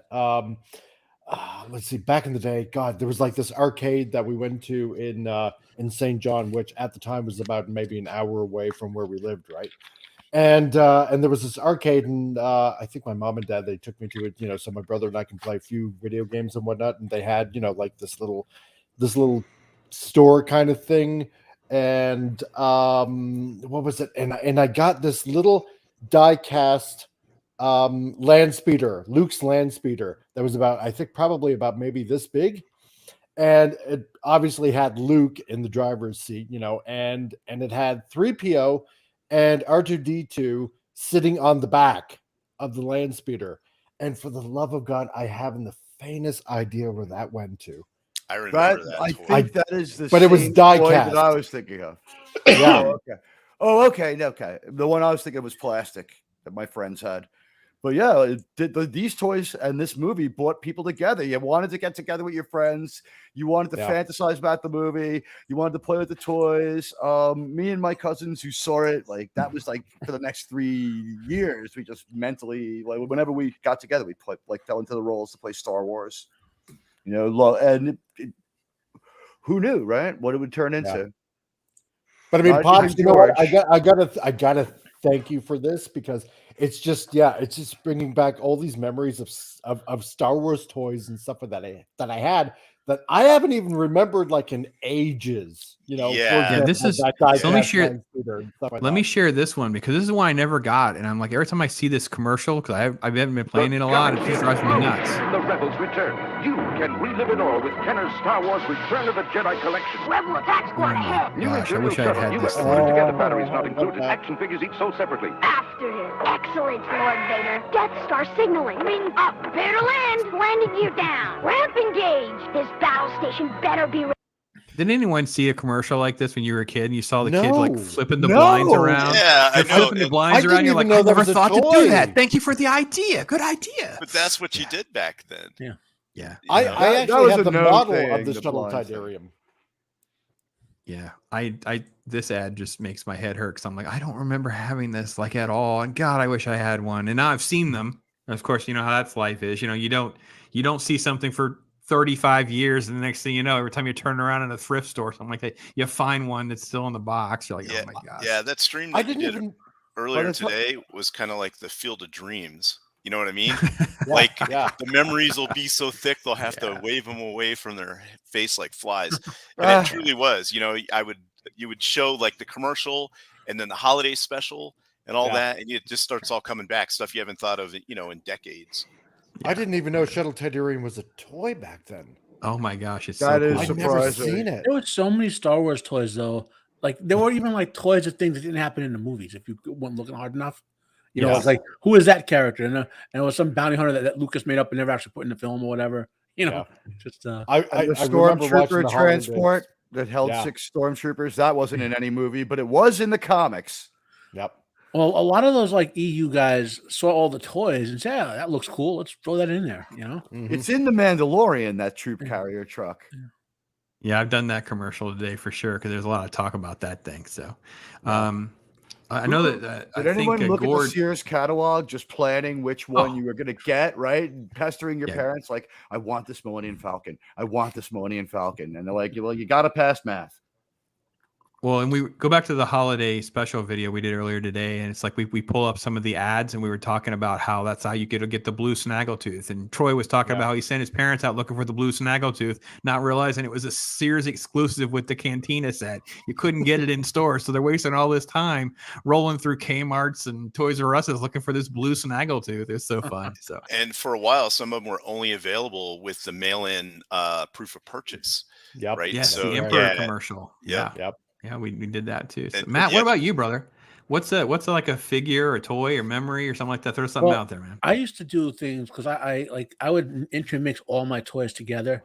Like for example, like I had a big fan of Chips, the TV show. So Ponce and John would always help Luke attack the AT-AT, you know. Way to go, man. You got to do and it. it was kind of funny, and then afterwards I was a fan of a show called Emergency, and I had the ambulance, the full-size ambulance toy for it. So they would come up in the ambulance and administer first aid to all the wounded. You know? Sweet. And then for those who aren't Chips aficionados who would know this, in the 4th season they decided that Ponce had always been a 10th degree black belt in karate, right? Yeah. So I guess because in real life Eric Estrada was a black belt, but so then I would have him like karate fighting Darth Vader and Boba Fett, you know. So like that's the beauty of the kid when you're toyed. You control it all in there, you know. And then I told you before, I had a hand-me-down mom, so my toys are getting passed along to the next grandkids, and like, and I admit, I just like griping. They got better sort of treatment in this regard than I did because at a certain point I stopped getting any toys, you know. But regardless aside, so I have to go to my next oldest cousin's house to pull what I just look at my Star Wars toys. You know, there you go. That's funny. You know? Well, I was the same way too, and I said this too. After the 3 3/4 inch had been out for a while, you had all these other different IPs that started to have their own figures and lines, right? So I had a Micronauts had some cool toys, by the way. If you never checked out Micronaut toys, they were wicked. They were articulated. They had these spring-loaded ships, so the ship you'd push a button and like the cockpit would separate from the other. And all that stuff would all be blended together. And like you said, Matt, this hodgepodge stuff of your imagination, this world that as far as you knew, it was out there on some sort of planet in George Lucas's galaxies. That's for sure. So there was so much stuff. Like I had the Star Wars sticker. Was I talking with you or was Roman about the sticker books in the 80s? We talked about sticker books. Yeah. Star Wars, Empire Strikes, Return of the Jedi sticker books are all filled out with the stickers. I had the Return of the Jedi trading cards plus tons of extra. I don't know what happened to them. I mean, I'm sure my mom. Were those the puffy stickers or just the regular flat ones? You know what I'm talking about? Where in the 70s they had those stickers that were puffy. They had like foam in them. Those come around a little later. Yeah. I think those are like late 80s stickers, honestly. Just maybe they existed before, but the popularity came later. The stickers, they came in packages, like small versions of the baseball card packages, but they'd be sealed and you get like 7 stickers or whatever in there, you know? Yeah. And they work like trading cards though. They would just, we'd have to buy the sticker book so you can put them in the book. What about the games, guys? Because I want to get to Gord King. Gord King brings up the love of like, this is what came up earlier too. We haven't given this game love because Shadows of the Empire and the rollout of Shadows, which is like this story that happens between Empire and Jedi. It happens after, it happens in the 90s, right? But it rolled out with the novel, the comic book, action figures, the game, the whole Shadows of the Empire was almost like a mini drop of new Star Wars stuff for everybody to get in. You guys have a big Shadows of the Empire. There you go. There's one of the cards. I have an audio clip. There was a CD. There was actually a soundtrack CD for Shadows of the Empire. I have still OG a clip of it. Series 2, baby. I have a clip of it actually on my computer from one of the music pieces that was written for Shadows of the Empire. I had it on the Nintendo 64. I had it for my PC because the cutscenes were different than the Nintendo 64, so I had to get both of them. And that's awesome. Beating that on hard was, oh my god, next to impossible. But apparently, if you beat it on each difficulty level, the ending, like right at the end of the game, was different. Apparently, it was. And it's such an underrated story. It is so. It's a great book. The novel was written by Steve Perry, who wrote a whole bunch of really good Conan books, by the way. Plus other stuff, but the unrated Conan stuff and Shadow of the Empire. And the novel, It's Lucas actually counted as part of canon, by the way. That was his first EU canon. The novel was Luke trying to figure out how to turn the Force on all the time. Like he could do it, and it would just he couldn't keep it up instinctively, you know. Yeah. But you had Boba Fett and all the bounty hunters. You had just crazy action lightsaber stuff. It's great. Paulie's in the house. How you doing, brother? Hey, what's happening? Happy Thanks Star for the Wars Day invite. to you, my friend. Yeah, man. Yeah, this is cool. Thanks for doing. What do you like? 24/7 or what's going on? It is. Well, it won't be 24, but it's going to be long. It's going to be long and hard, and just doing what we do. That's the way a Star Wars nerd should roll. So, yeah, man. What's the first Star Wars movie in theaters? You the OG? Can you go OG with it? I'm not sure. I don't know how old Paulie is. I don't want to judge. I was 7. Absolutely. 7. All right. Yeah, we're same age. Okay. Wow, we're all the same age here then. Yeah, there we go. I'm the youngest one out of all of you then. Jeez, that was 5. And look at you.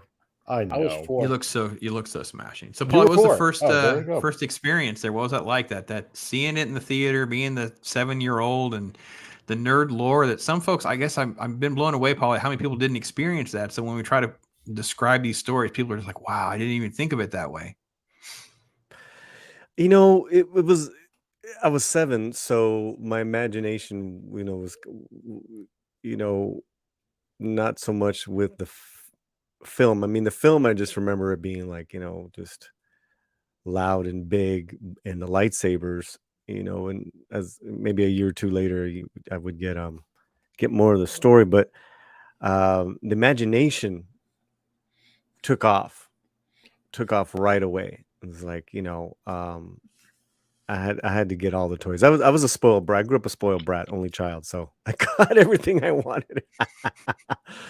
Roman was the same way earlier, and the funny thing about Roman was we were all just talking about how we destroyed so much of our stuff, set them on fire, attached firecrackers in the dirt, in the ice. We did, and Roman, of course, the only child, he had everything. He was like, "Oh God, no! Oh my God, no! I can't imagine you destroy."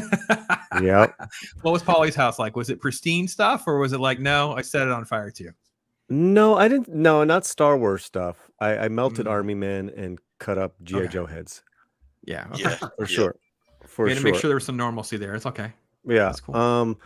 But the thing with the first Luke Skywalker toy I got was that the lightsaber, retracted in, and you push the lever through the forearm. Yeah, and the it came out the out. arm.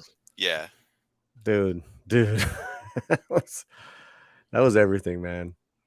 That was everything. Back then were great. They were dangerous and everything. So not like ultra safe. Dangerous everything. Yeah.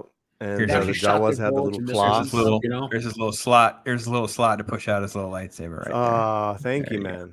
Yeah. You could probably 3D print one of those up. Don't even talk about it that way. Just go find one. Yeah. Go find one. Let's keep it OG, man. No 3D right now, dog. Gotta help the market by putting some money back into the OG stuff. Wouldn't that be fun? So I'm going to search for the Star Wars lightsaber up for Luke on eBay. Hey, real quick. Thanks for having me on, Pop. I got a phone call. I gotta go. Shield Wall, no problem. Anytime. Yeah. Shield Wall.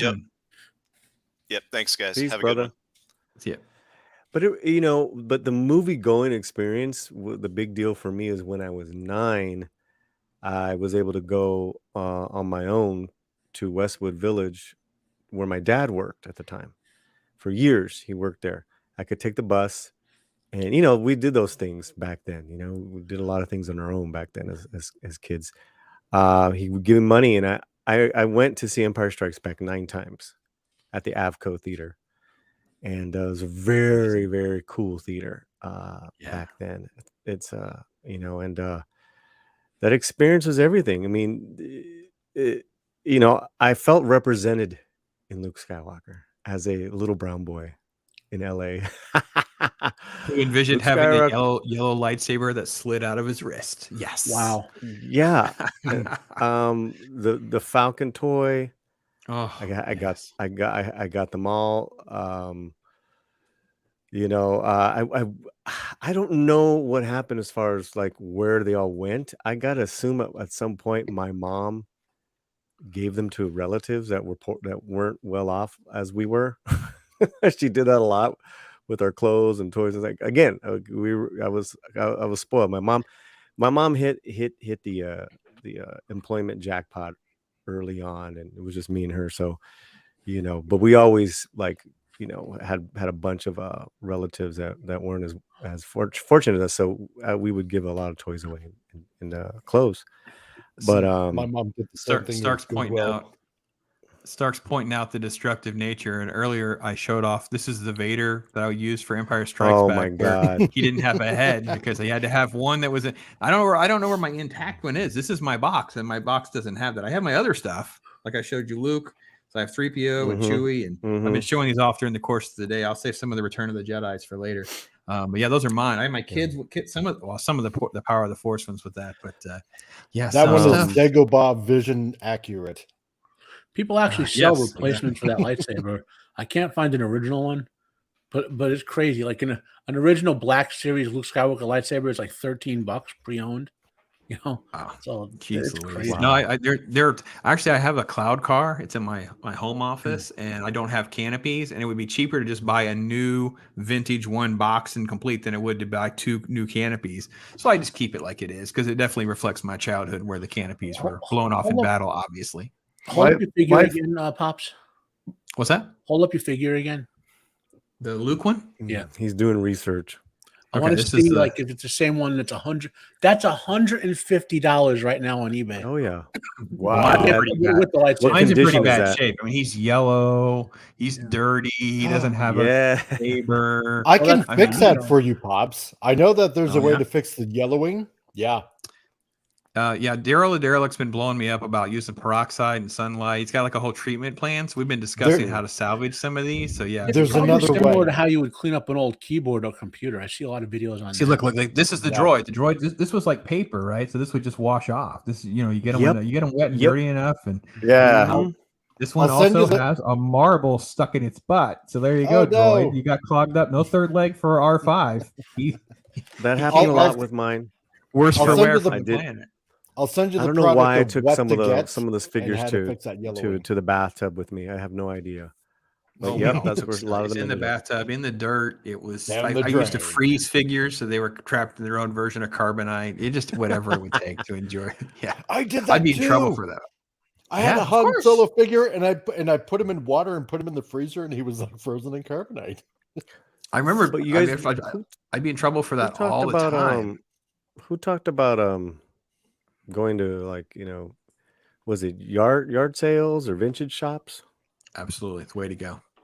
If you want to get this stuff cheap, drive around your neighborhoods and look for those what do you call them, yard sales, like when after someone dies, and they'll sell off some dude's collectible stuff for like nothing. I was just in Pomona a couple days ago, and I found an antique store that had all those dozens of booths, and they had exhibitors in there. No one's there. They're just displayed. And man, they had a lot of stuff. In fact, someone in the chat talked about the micro machines. They had a pack there. Yeah, micro machines. It was either that or what I ended up buying was Thrawn. Ooh, and it's from 98.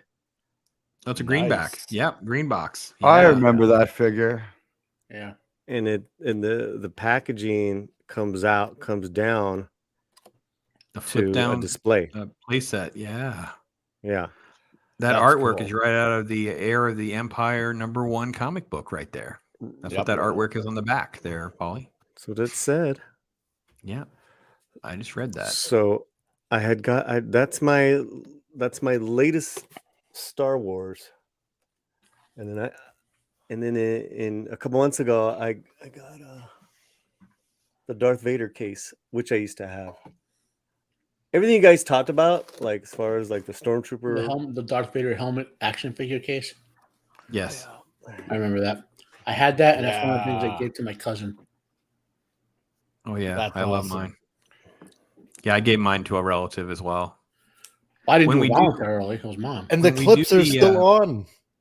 Clips are when there. we do when we do the clips are there. Padawannabe video later today, the Padawannabe video is at almost 4:30 Eastern time, so 1:30 your time, Polly.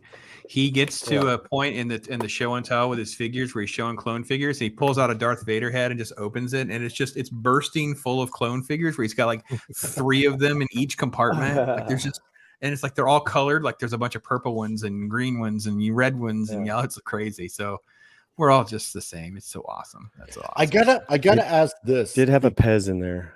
Oh, there you go. Darth Vader.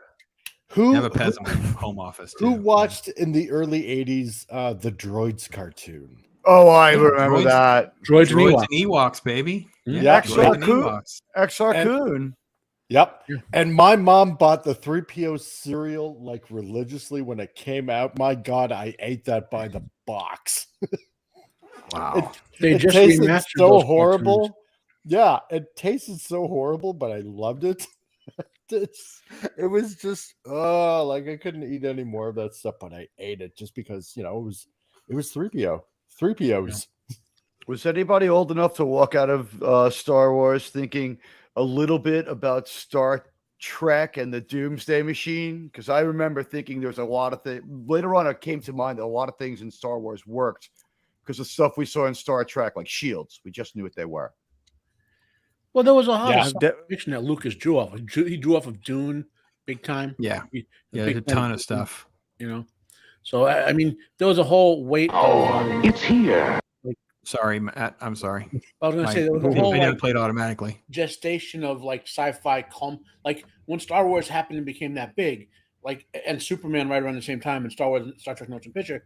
There was sort of a weight of, I guess you would say, cultural accumulation that made it to help make them all big. Yeah.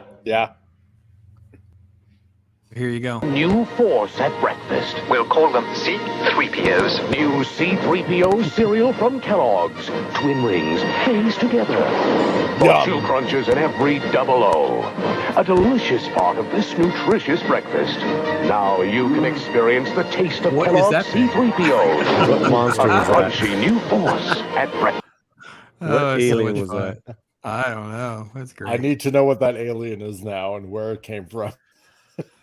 And if anybody knows, the droids actually did release some action figures, and since that's where Boba Fett's his first, like this big figure, these droid things were so rare. So all the droid action figures are extremely expensive. They're still in the package, and that there's a Boba Fett that's like the animated show version and things like that. So yeah, that's another dive deep. I get it. This is the kind of thing where I could have done like 25 more videos and just kind of dive deep. Each one of these things have a rabbit hole attached to them. It's just crazy and fun. Now I gotta say, who here, like I know that it's got a lot of love-hate kind of thing for it, but the holiday special, I remember watching that in 78 around Thanksgiving time on TV, and you gotta love it for what it is, because like back in the 70s and even in the 80s, let's put it this way, like in the 70s alone, there was probably like about 90 different variety shows, because variety shows were huge. Right, it was Star Wars Donnie and Marie style, if anyone remembers that. Well, yeah, exactly. If you were a little kid, you probably loved the holiday special because it was Star Wars. You know what I mean? Yeah. No, I was definitely confused by it. I loved the cartoon. If that makes sense. The Christmas special, I think. The holiday special was the live action one, and the Christmas special. but there's a These cartoon were sequence woven together. Yeah. Matt, there's a cartoon sequence with Boba Fett. It was real confusing.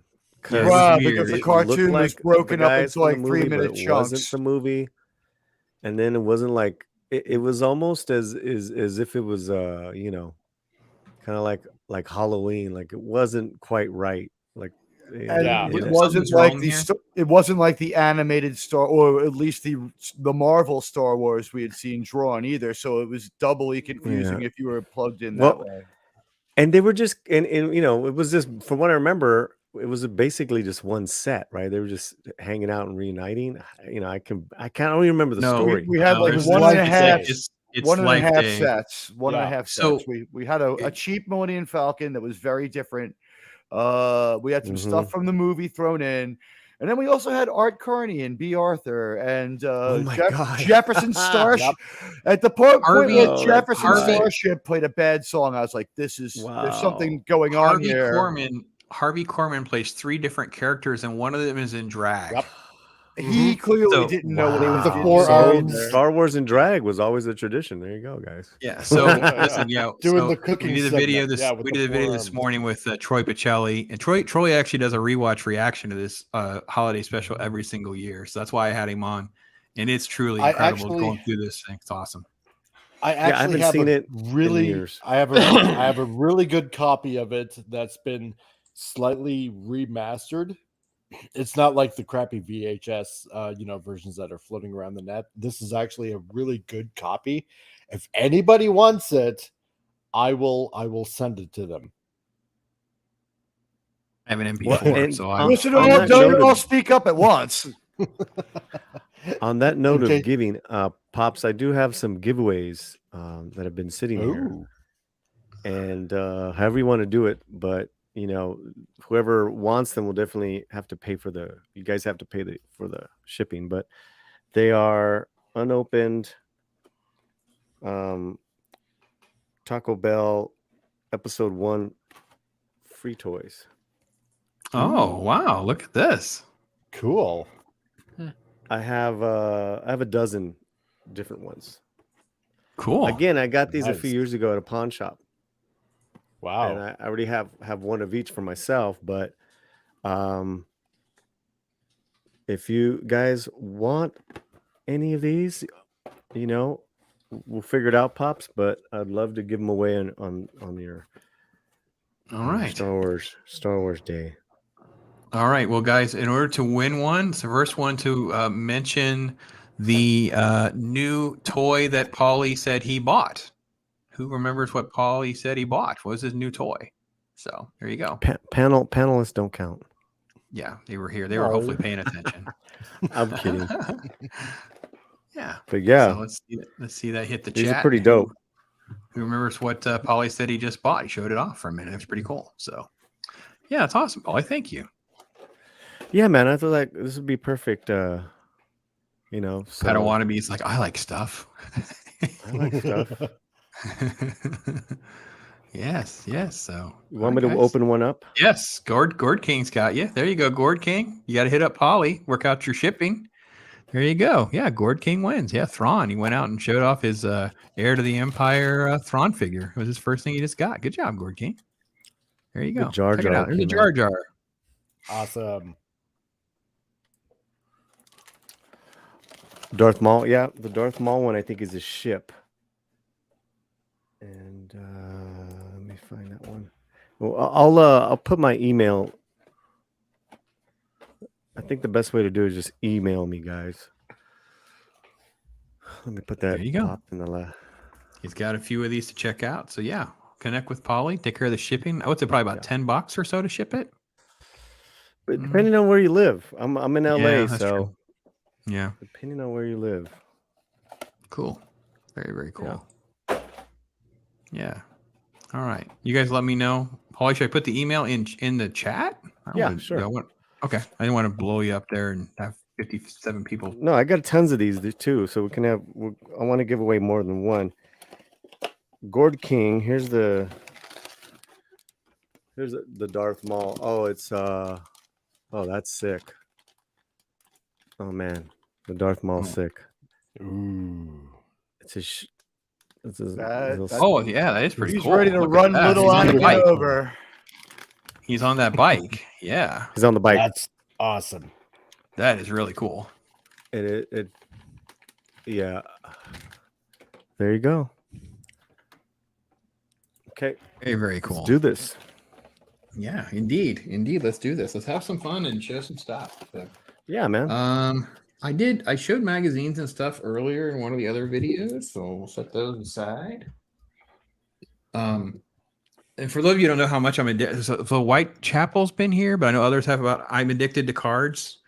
Yeah, this is my binder of cards. And this is like from the 90s. This isn't even the OG stuff. So this is like Star Wars Galaxy and Finest and stuff like that. So this stuff was just beautiful. I love this. So yeah, you can get Star Wars Galaxy cards very inexpensive. Well, that was from the 90s, Pops. These are the 90s. So Star Wars Galaxy came out in 93, 94, 95. Mhm. Then in 96, it's Topps Finest.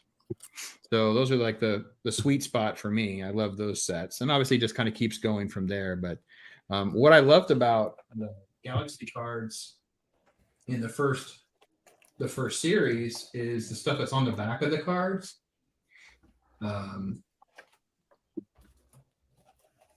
So this is the Yoda. Like they did these things where they were showing off like what the concept art was. Wow. And then on the back, they show you like some of the other stuff, and then they kind of give you like the design history and stuff like that. So it's just a lot of fun. It's kind of like takes you back to your childhood when we would read these cards to get information and learn stuff. Did you get the collectible card game, Pops? I did, and actually this is the Return of the Jedi cards, and I have part of those here too. I have a whole set of these cards. That's from that game. Yeah, that's crazy. There's a whole set of those. Since there's more dedicated collectors than I ever got to be here, did anyone ever solve and put together whatever that massive picture of in the back of one edition of the cards was? If you flip them all over, right? Remember, it was like different parts puzzle? of one big picture. What was it a picture of? There's different ones depending on which set it is. They add a different one every time. That's what made it kind of cool. It's like, oh my god, and the stickers were different from the cards. So if you had Yeah, and the boxes to these giveaways, they create a big picture. I'm gonna say you probably have to have 9 of them to make a block, and it probably makes one big picture. Yeah. And it's all about the box, right? I still have the box from my AT-AT at home that I got when for Christmas that year, and the box has still got like a thick coat of gloss. Nice. You know, all my remaining Star Wars stuff is in there. So like, you know, it's just it's pretty cool. Yeah, one day I'll probably get the most money for the box, right? And we'll sell that one for $4,000. I got my son the Lego walking AT-AT. Oh, that's cool. Oh, it is cool. It is so much fun. I have to say, by far, I have the most collectibles from Revenge of the Sith because I just kept buying. I got every kind of clone trooper. I'm going to retire to a mobile home in Florida one day on that. Someone's going to be like, I have to get the clone trooper with the red shoulder pad. Oh, you had to. You had to make a version out of them. Every kind. Yoda. Oh yeah, they piece this together. There you go. Yeah. See, and then very cool. Awesome. She has to have a whole set of them on display. That goes the other side of his head. There you go. There you go. Almost a little more to your left. Your other left. Yeah. Oh, you had it. It's 3. It's 3 little ones. So there's just 2 that are sideways and 2 that are long ways. Giant puzzle you will make. Collectible boxes you will. So speaking of puzzle, those Galaxy cards have inserts and they're edge cards. So like a foil. Oh wow! And they piece together to do a puzzle. Is that how it's put them in a page? Damn. Yeah, these are Howard Shaken cards. No, these are Walt Simonson's. These are Simonson cards. Oh, okay, yeah. Now badass. Jeez. And this stuff is not that expensive, guys. They just had mass produced it, so you can get sets that are already put together. You can get. I mean, I don't know what sealed box is going for now because post-pandemic, sealed content is expensive like nuts. Yeah. But Whitechapel's like my comic card and stuff, bro. Like I have to send you some more stuff, Whitechapel. I've duplicates of things. I'm like, do you have this one in your set? He has like just this massive collection as well. So yes, Gord King, it's all about the box. Yes, that's freaking great. Yeah, it's all about the box. And I will say, Admiral Teague, you're not probably wrong because people that maybe have an AT-AT that they have restored or whatever, they don't have the box and want one.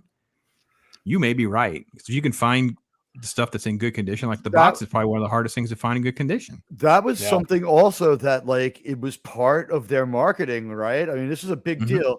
It popped at you. I hate to say it, but it was toy porn, right? Highly glossy, very detailed pictures that evoke an emotional response.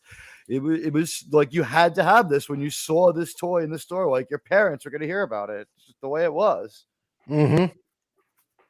All right, folks, make sure you get that email out to Paulie. Make a little note of that over his channel. Make sure you're subbed to everybody that's here, catching everybody's content, that kind of thing. So, yeah. Yeah. Yeah, Gord, make thank sure you you so check much it for out. giving us a place to celebrate this day. I appreciate it, Pop. Yeah, that's awesome. Oh, I want You're and the I want man for everybody that. else to do the same. I want you guys to go out and make your own videos and shorts and stuff like that. And definitely, if nothing else, next year it can be even bigger. And I think Matt and I were talking about it at one point. We were like, listen, we can just make our own stuff. We don't need to rely on them to tell us when and how we reminisce and be nostalgic. And I have no ill will towards prequel babies. I have no ill will to people who love or hate on Star Wars Special. I don't have a problem with Power of the Force steroid figures.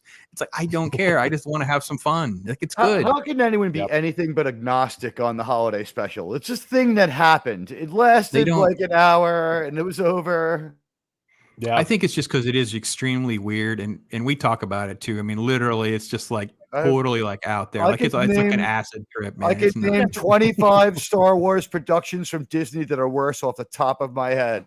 But then Dances with Sand People is worse than the Star Wars Holiday Special. That's I'm true. sorry. That's true. Book of Boba Fett was worse. Padawannabe, thank you, bro. And Padawanabe's coming up, like about an hour or so. Padawanabe's video is coming up here soon. So the yes. thing about the holiday special, like I sent Pop some clips from the Muppet Show Star Wars, so to speak. Yeah. Like Star Wars was everywhere. There was Star Wars people guest starring on like Regis and Kathy Lee and all sorts of strange, like they'd appear in costumes and they were everywhere from like the late 70s to the mid 80s. Anytime those movies came out, or you'd see like on Romper Room, there'd be Romper Room with Star Wars actors playing Luke Skywalker. You know what I mean? I think Mark Hamill has just always loved the fans, right? And seemed to draw some kind of power from or some kind of gratitude. Like he just on Twitter, he's a weirdo, but he does love his fans. That comes through over and over. Yeah. Gonzo with Darth Vader. I loved it. Hey there, 3PO. How you doing there, buddy? We're going to do some Star Wars tonight. Yeah. He was actually called Darth Nadir in the Muppet Show. I remember that one bit that Mark Hamill did when he was with the Muppets. He was gargling Gershwin. I remember Pigs in Space. Oh my gosh, the Pigs in Space part was so good. So awesome. I remember this was so good. Oh my gosh, I remember this so. But see, Matt, this is what we were saying. It's because it's so big and it's so everywhere. There's no way we can even scratch the surface of some of these cool memories and cool things like this. Like I didn't get to Hardware Wars. I didn't get to like the radio program. I didn't get it's like there's just no. Yeah, it's so cool, man. Oh, I have all three of the radio dramas, of New Hope, Empire Strikes Back, Return of the Jedi, that was on public radio in the States. I have all those recordings. That's awesome. Do I have the Muppet? I think I have Muppet Babies somewhere. Yeah. Because I remember them, watching on, or not watching, but listening on public radio back in the day when I lived like basically 20 minutes from the main border, and listening to it, and it was just so enthralling because there was little bits that weren't in the movie that was in the radio drama from, I believe, the one of the original scripts, not the original script, but some of the stuff that was added that they didn't use in the movie that they put in the radio drama. Loved it. Yeah. There's some great stuff. Let me show you guys again. This is again going back to my trading card stuff. This is again just extra stuff. Clone War people. Yes. Ahsoka. Yeah. They're beautiful cards. These are really nice for an animated series. Here's Obi-Wan. They're just really, really nice. And then you get these cool action ones where they pull right out of it.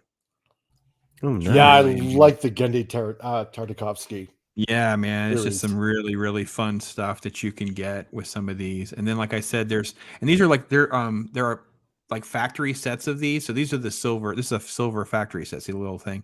So these are harder to come by because they come in a sealed set basically. And I have like that. And then they do these later on. Here's Boba Fett. It's just these beautiful cards, beautiful art, and something you can manage. Here another Slave Leia. There you go. Slave Leia. On a dewback of all things. Yeah. I know. Yeah, I just want to look, and I could find my comic cards and my art cards, but I couldn't find my science fiction cards. I was like, where did I pack them? Yep. Because when you said the Galaxy, I remember having 2 of the 3 of them. Like when I was trying to get the 3rd, but then I stopped collecting cards for like right after that point. Gord saying working on a biblical perspective on the fall of Anakin. Yeah, no, I love it. I think that Leia Rose, I was able to get her on with me. We did a little spirituality talk with Star Wars. It was very short. We were limited on time, but I think it's great to just have these kind of wonderful conversations about the metaphor and allegories and what George was going for with some of this stuff. Because that's, I think, why it makes it so timeless, is because it can just speak to us in different ways and in different places in our lives and things like that. So, yeah. Yeah. I think, Mags, you're talking about the Galaxy card. You're talking about something else. You let me know. Maybe I'll hook you up, Mags. You never know. I think it gets lost in like some people have disdain for these hobbies or whatever, but remember Joseph Campbell and The Power of Myth? Absolutely. These fandoms are the modern myths, because we don't worship, ancient beings. Well, I mean, we have religions, but we don't they're not as like it used to be. So we don't make up these stories anymore. So now we make up completely independent stories, like that. There's fantasy and whatever.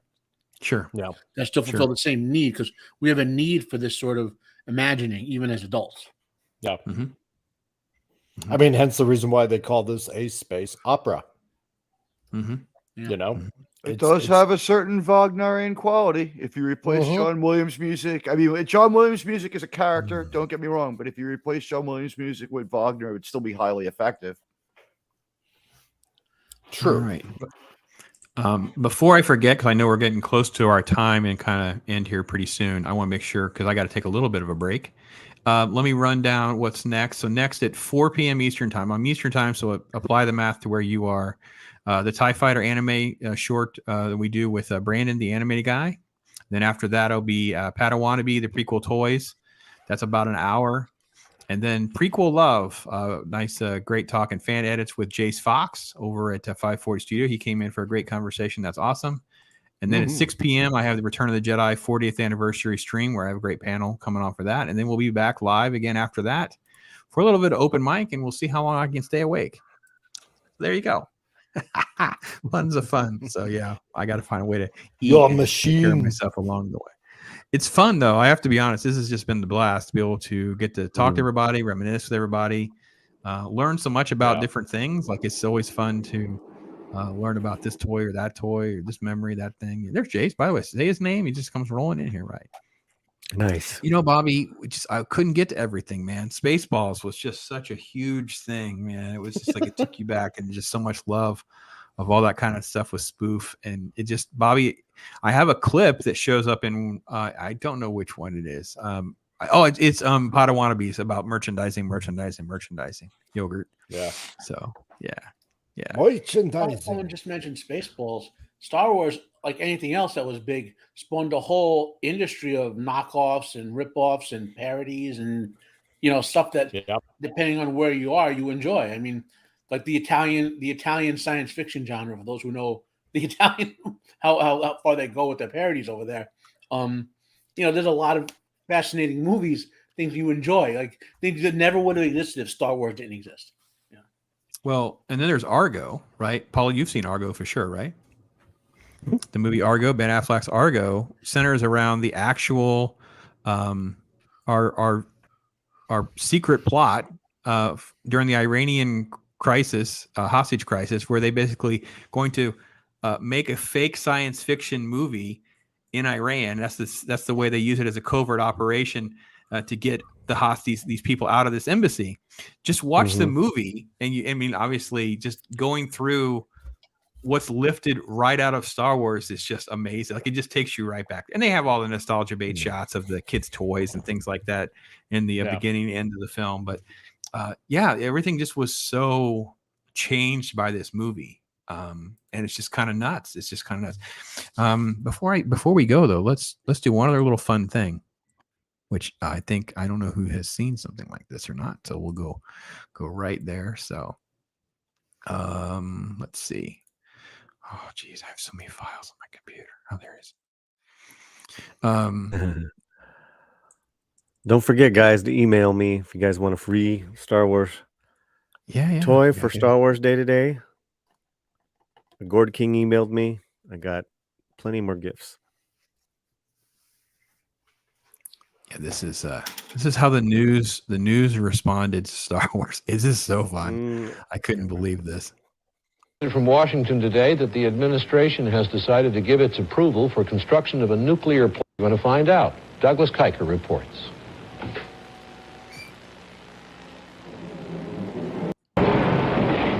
Star Wars. Alan Ladd Jr., an executive at 20th Century Fox, whose film it is, talked about the reasons for its appeal. I think it's just good and evil. The simplicity of the whole story is what really makes it work. Bring in at least 10 times that amount. As a result, the price... Fantasy world, and I think that it works on that level. Star Wars cost $9 million to produce. It will bring in at least 10 times that amount. Anyone know exactly how much that first run made? $454 million.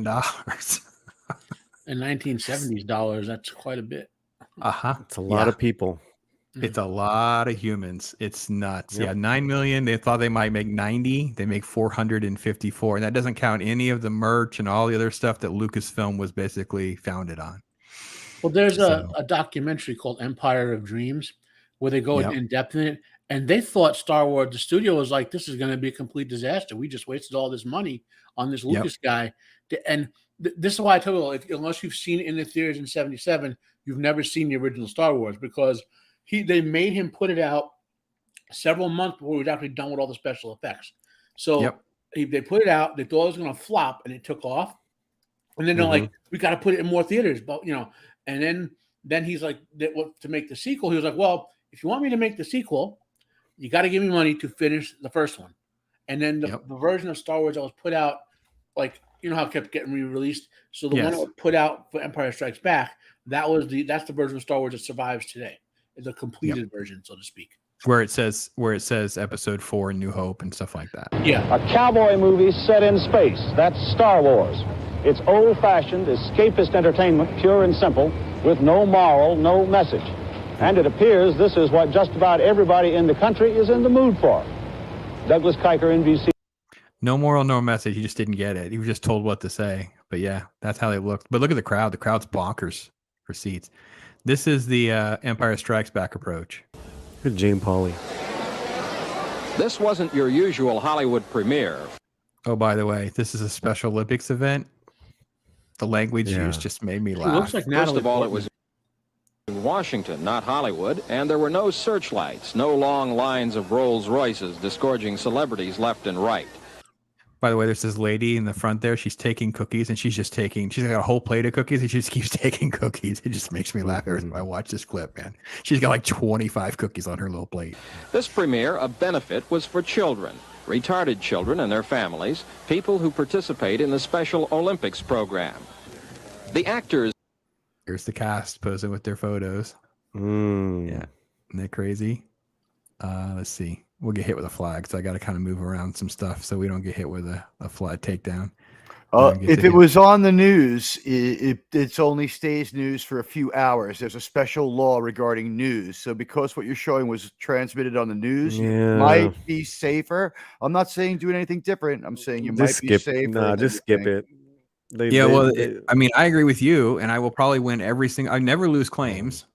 People, you can feel free to, but it's like they'll tie it all up for like 30 days or some nonsense. That's what I'm saying. You just get stuck in this loop where it's I don't do it. The movie is pure escapism, no big social message. But these days, with the way the world is, there's a lot to escape from.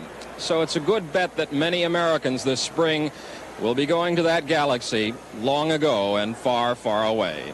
He says exactly the same thing they said 3 years earlier. Like, well, there's no real message here, but everybody needs this. And you're like, dude, that's nuts. So, we probably never watched the movies. No, they don't watch the movies. And they go to NBC Nightly News, and then listen to this. Look at this guy. Holy cow! It opens in Hollywood. Some will have been waiting in line for more than a week, and it is clear the audience will not be your ordinary mom and pop and the kids. So this one's even fun. And Paul, you're gonna love this. They actually go to Los Angeles. They start talking about the crime and the homelessness in Los Angeles. Won't open for 2 more days, but already the lines are down the block. You meet a lot of weird people out here? None weirder than us. That's Hollywood. They're camping out for days, man. Yeah. that theater does not exist. And that's the thing too. The theater I saw Star Wars in doesn't exist anymore on Sunset. Yeah, most The of the first ones I time. saw some of the stuff. Yeah, so definitely whenever you get to Empire and Jedi, those don't exist anymore down here. So Over the forces of darkness. Most people you consider bad are on our side. It's like the Force is with us. The Force is with them occasionally, the police force that is, but for the most part they've gone unmolested, at least for the most part. yeah, so they start talking about homelessness and people giving them trouble, whatever. These two dorks, they're like, yeah, we'll just take a nap when we get inside. No, you won't. You won't. Yeah. Return of the Jedi, Part 3 of the Star Wars film phenomenon, which will open nationally tomorrow. And as Mike Jensen reports tonight, hundreds of companies are involved in the Jedi film. For them, the phrase, "May the Force be with you," means let the money roll in. Good Mark. Let's see if there's what there was. You know, I just saw the movie in the theater for the 40th anniversary. You know, they re-released it, you right? saw that. You went and saw it. Yeah. It's fun. You know, it was such a gorgeous copy, but I honestly did not remember Mark Hamill being that good of an actor in it. He was amazing. Such an amazing performance. And when you see it full screen, you know, even that scene with Leia, which had the corny dialogue, he was so committed. You just can't take your eyes off him. I couldn't take my eyes off of Mark Hamill's performance. I will say, even with we were talking about Empire earlier, and it's just like, my goodness, the performance scale that they really get out of a sci-fi fantasy film and the emotional range that they're asking these actors to do. I was particularly telling Etep how much I love the Bespin scene where Hans gets frozen, and there's like so much emotions that are happening in this scene with Chewie and Leia and Han, and, absolutely, and even Lando, and you're like, oh my gosh, there's so much here happening. It's so powerful. My goodness, this is great. Well, you know, because those actors really rooted it, their performances, their chemistry, it couldn't have gotten better. I mean, it really what made Lucas score that first time around and not score with the prequels was the actors' chemistry with each other.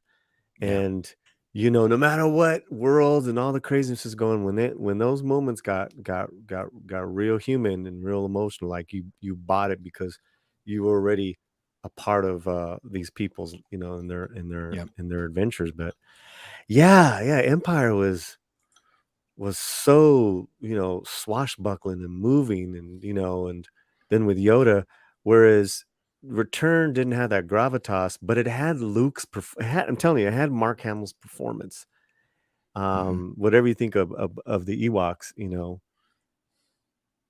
they are what they are, but you know, hey, listen, I'm down with the listen. If we're old enough to remember that the plan was to have Wookiees, and they just had to have half the size. Like, it wasn't like he was trying to create something as disrespectful and as gimmicky as it seems. So, I wonder if that guys, was purely budgetary. Like 7 feet tall people, like 100 of them would have cost way more than short people would have. Oh yeah, they basically were like half the size would be half the budget and stuff like this, and I'm like, oh geez, Louise. Okay, whatever, sure. The Wookiee budget. It's like, wait, 7 foot.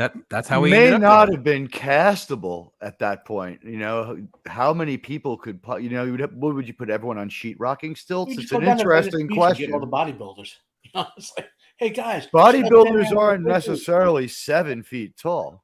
Oh, there are a lot of them who are like 6'5" plus. There's a lot. You of them. know, I don't want to talk about the sequels too much, but you know, the thing with Luke's character and obviously the performance in Return, you know, how that story wrapped up.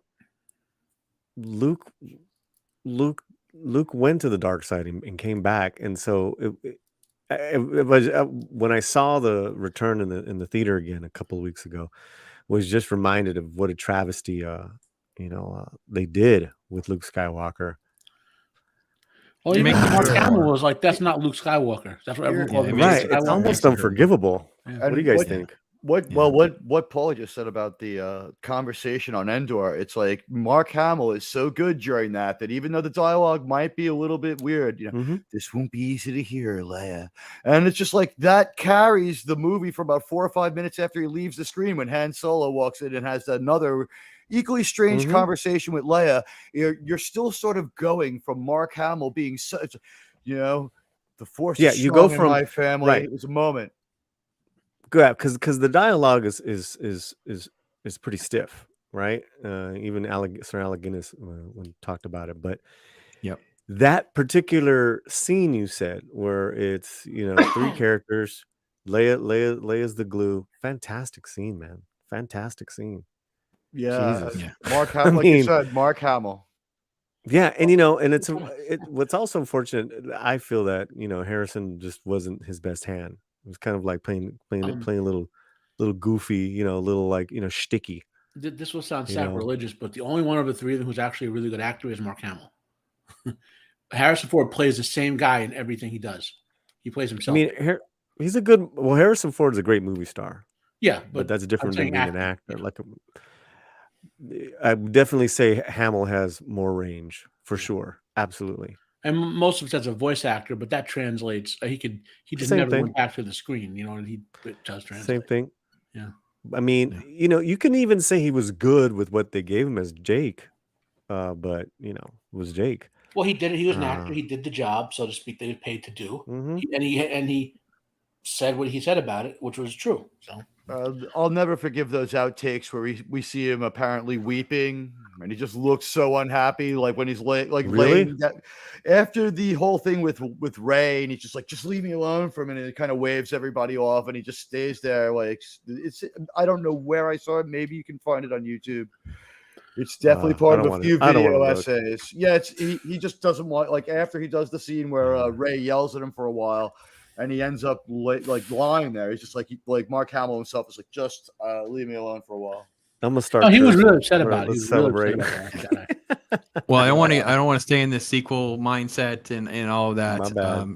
It's been no, we're fine. I still want to live there, right? I want to be able to take our chance to escape from that. But I get what you're saying, Paulie. Right. When you appreciate Return of the Jedi so much, right? When we're celebrating, you can kind of articulate.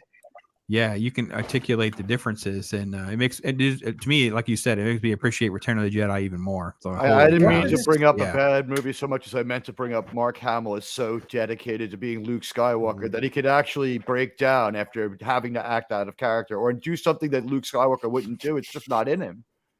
But going back to that magic sauce, it's like Harrison Ford, Carrie Fisher, Mark Hamill. I mean, come on, come on. It just worked. One of the greatest trios of we got them for 3 movies, the 3 originals, and then you had Sir Alec Guinness, then you had Billy D. Williams. Billy D. was amazing. He's charismatic. I got to keep showing some love. I got to keep showing some love for my man David Prowse. Black Star Warrior. It's a sort of Star Wars parody set around Lando Calrissian. You need to go watch it. Yeah, put in the chat. I will link for you guys.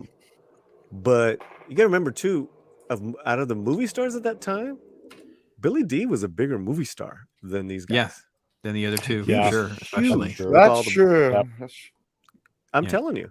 I mean, Alec Guinness was already like big in the 50s. He's 60s, like a legend. Yeah, he's like a British. Yeah, but Billy D was like the man, and he had huge hits in the 70s. So. Just incredible. He was Frank Mr. Colt 45 when this movie dropped, guys. I mean, to be honest, so like 1980, he's Mr. Colt 45. He was Mr. Smooth doing these commercials, and it was just like, wow, this dude is cool, man. Who remembers him on the Jeffersons? Oh yeah, of course. Oh my God, it's Billy Williams! Everyone just said that over and over throughout the whole episode. Yeah, yeah, it's Billy Williams. Yeah. Oh, he was so. Brian's song. He still is pretty suave. Yes, Brian's song was good. Yeah. Yeah. He did some like romance films, I think, in the 70s too, that it was big on. I know one with Diana Ross. My mom loved that film. Mahogany. Yeah. Was it Mahogany? Matt, what are you sending me, Matt? That is the Black Star Warrior, a fan film that was done on the 30th anniversary of The Empire Strikes Back. And it's like as Star Wars as if it were about Lando Calrissian, basically. Oh, is this in the chat, private chat? Yeah. Yeah, I asked him to send it to me. I'll No watch problem. it later. No problem. Well, guys, I have to take Thanks, a little bud. bit of a break in between things. This has been awesome, man. It's always fun Yeah, doing always this. awesome. It's great. More videos coming, live streams later, that kind of thing. So listen, you guys, thanks so much. Happy Star Wars Day. We'll go around real quick. Mike, any last thoughts? Any other little things you want to kind of throw out there real quick? Well, let's see. I mean, for all of you guys in the chat, as you know, I am the Comic Relief Crusader, and every Tuesday we have a Titillating Tuesdays talk where we just try to talk about anything that happens to be in my scabby little brain at the time and talk about everything that's going on, particularly with Admiral Teague, who shows up and talks about whatever happens to be in the New York Times and what's going on in comics and film and TV and all that kind of good stuff. And where we just try to talk about the things going on in pop culture and how we can go ahead and try to save it and bring some sanity back to everything that's going on in our beloved entertainment communities. And I want to thank you, Pop, for having me on. Admiral Teague? I want to echo what Comic Relief just said, and thank you for having me on. My name is Admiral Teague. I do Star Trek mostly on my channel. We do Star Wars, but the channel's named Admiral Teague. And then I don't know, Mike, are we still on for Saturday for part 2 of season 1 of SNW and all the joy that we had together? You got it, dude. Right? Okay, so you can catch me on YouTube and Rumble. You know what?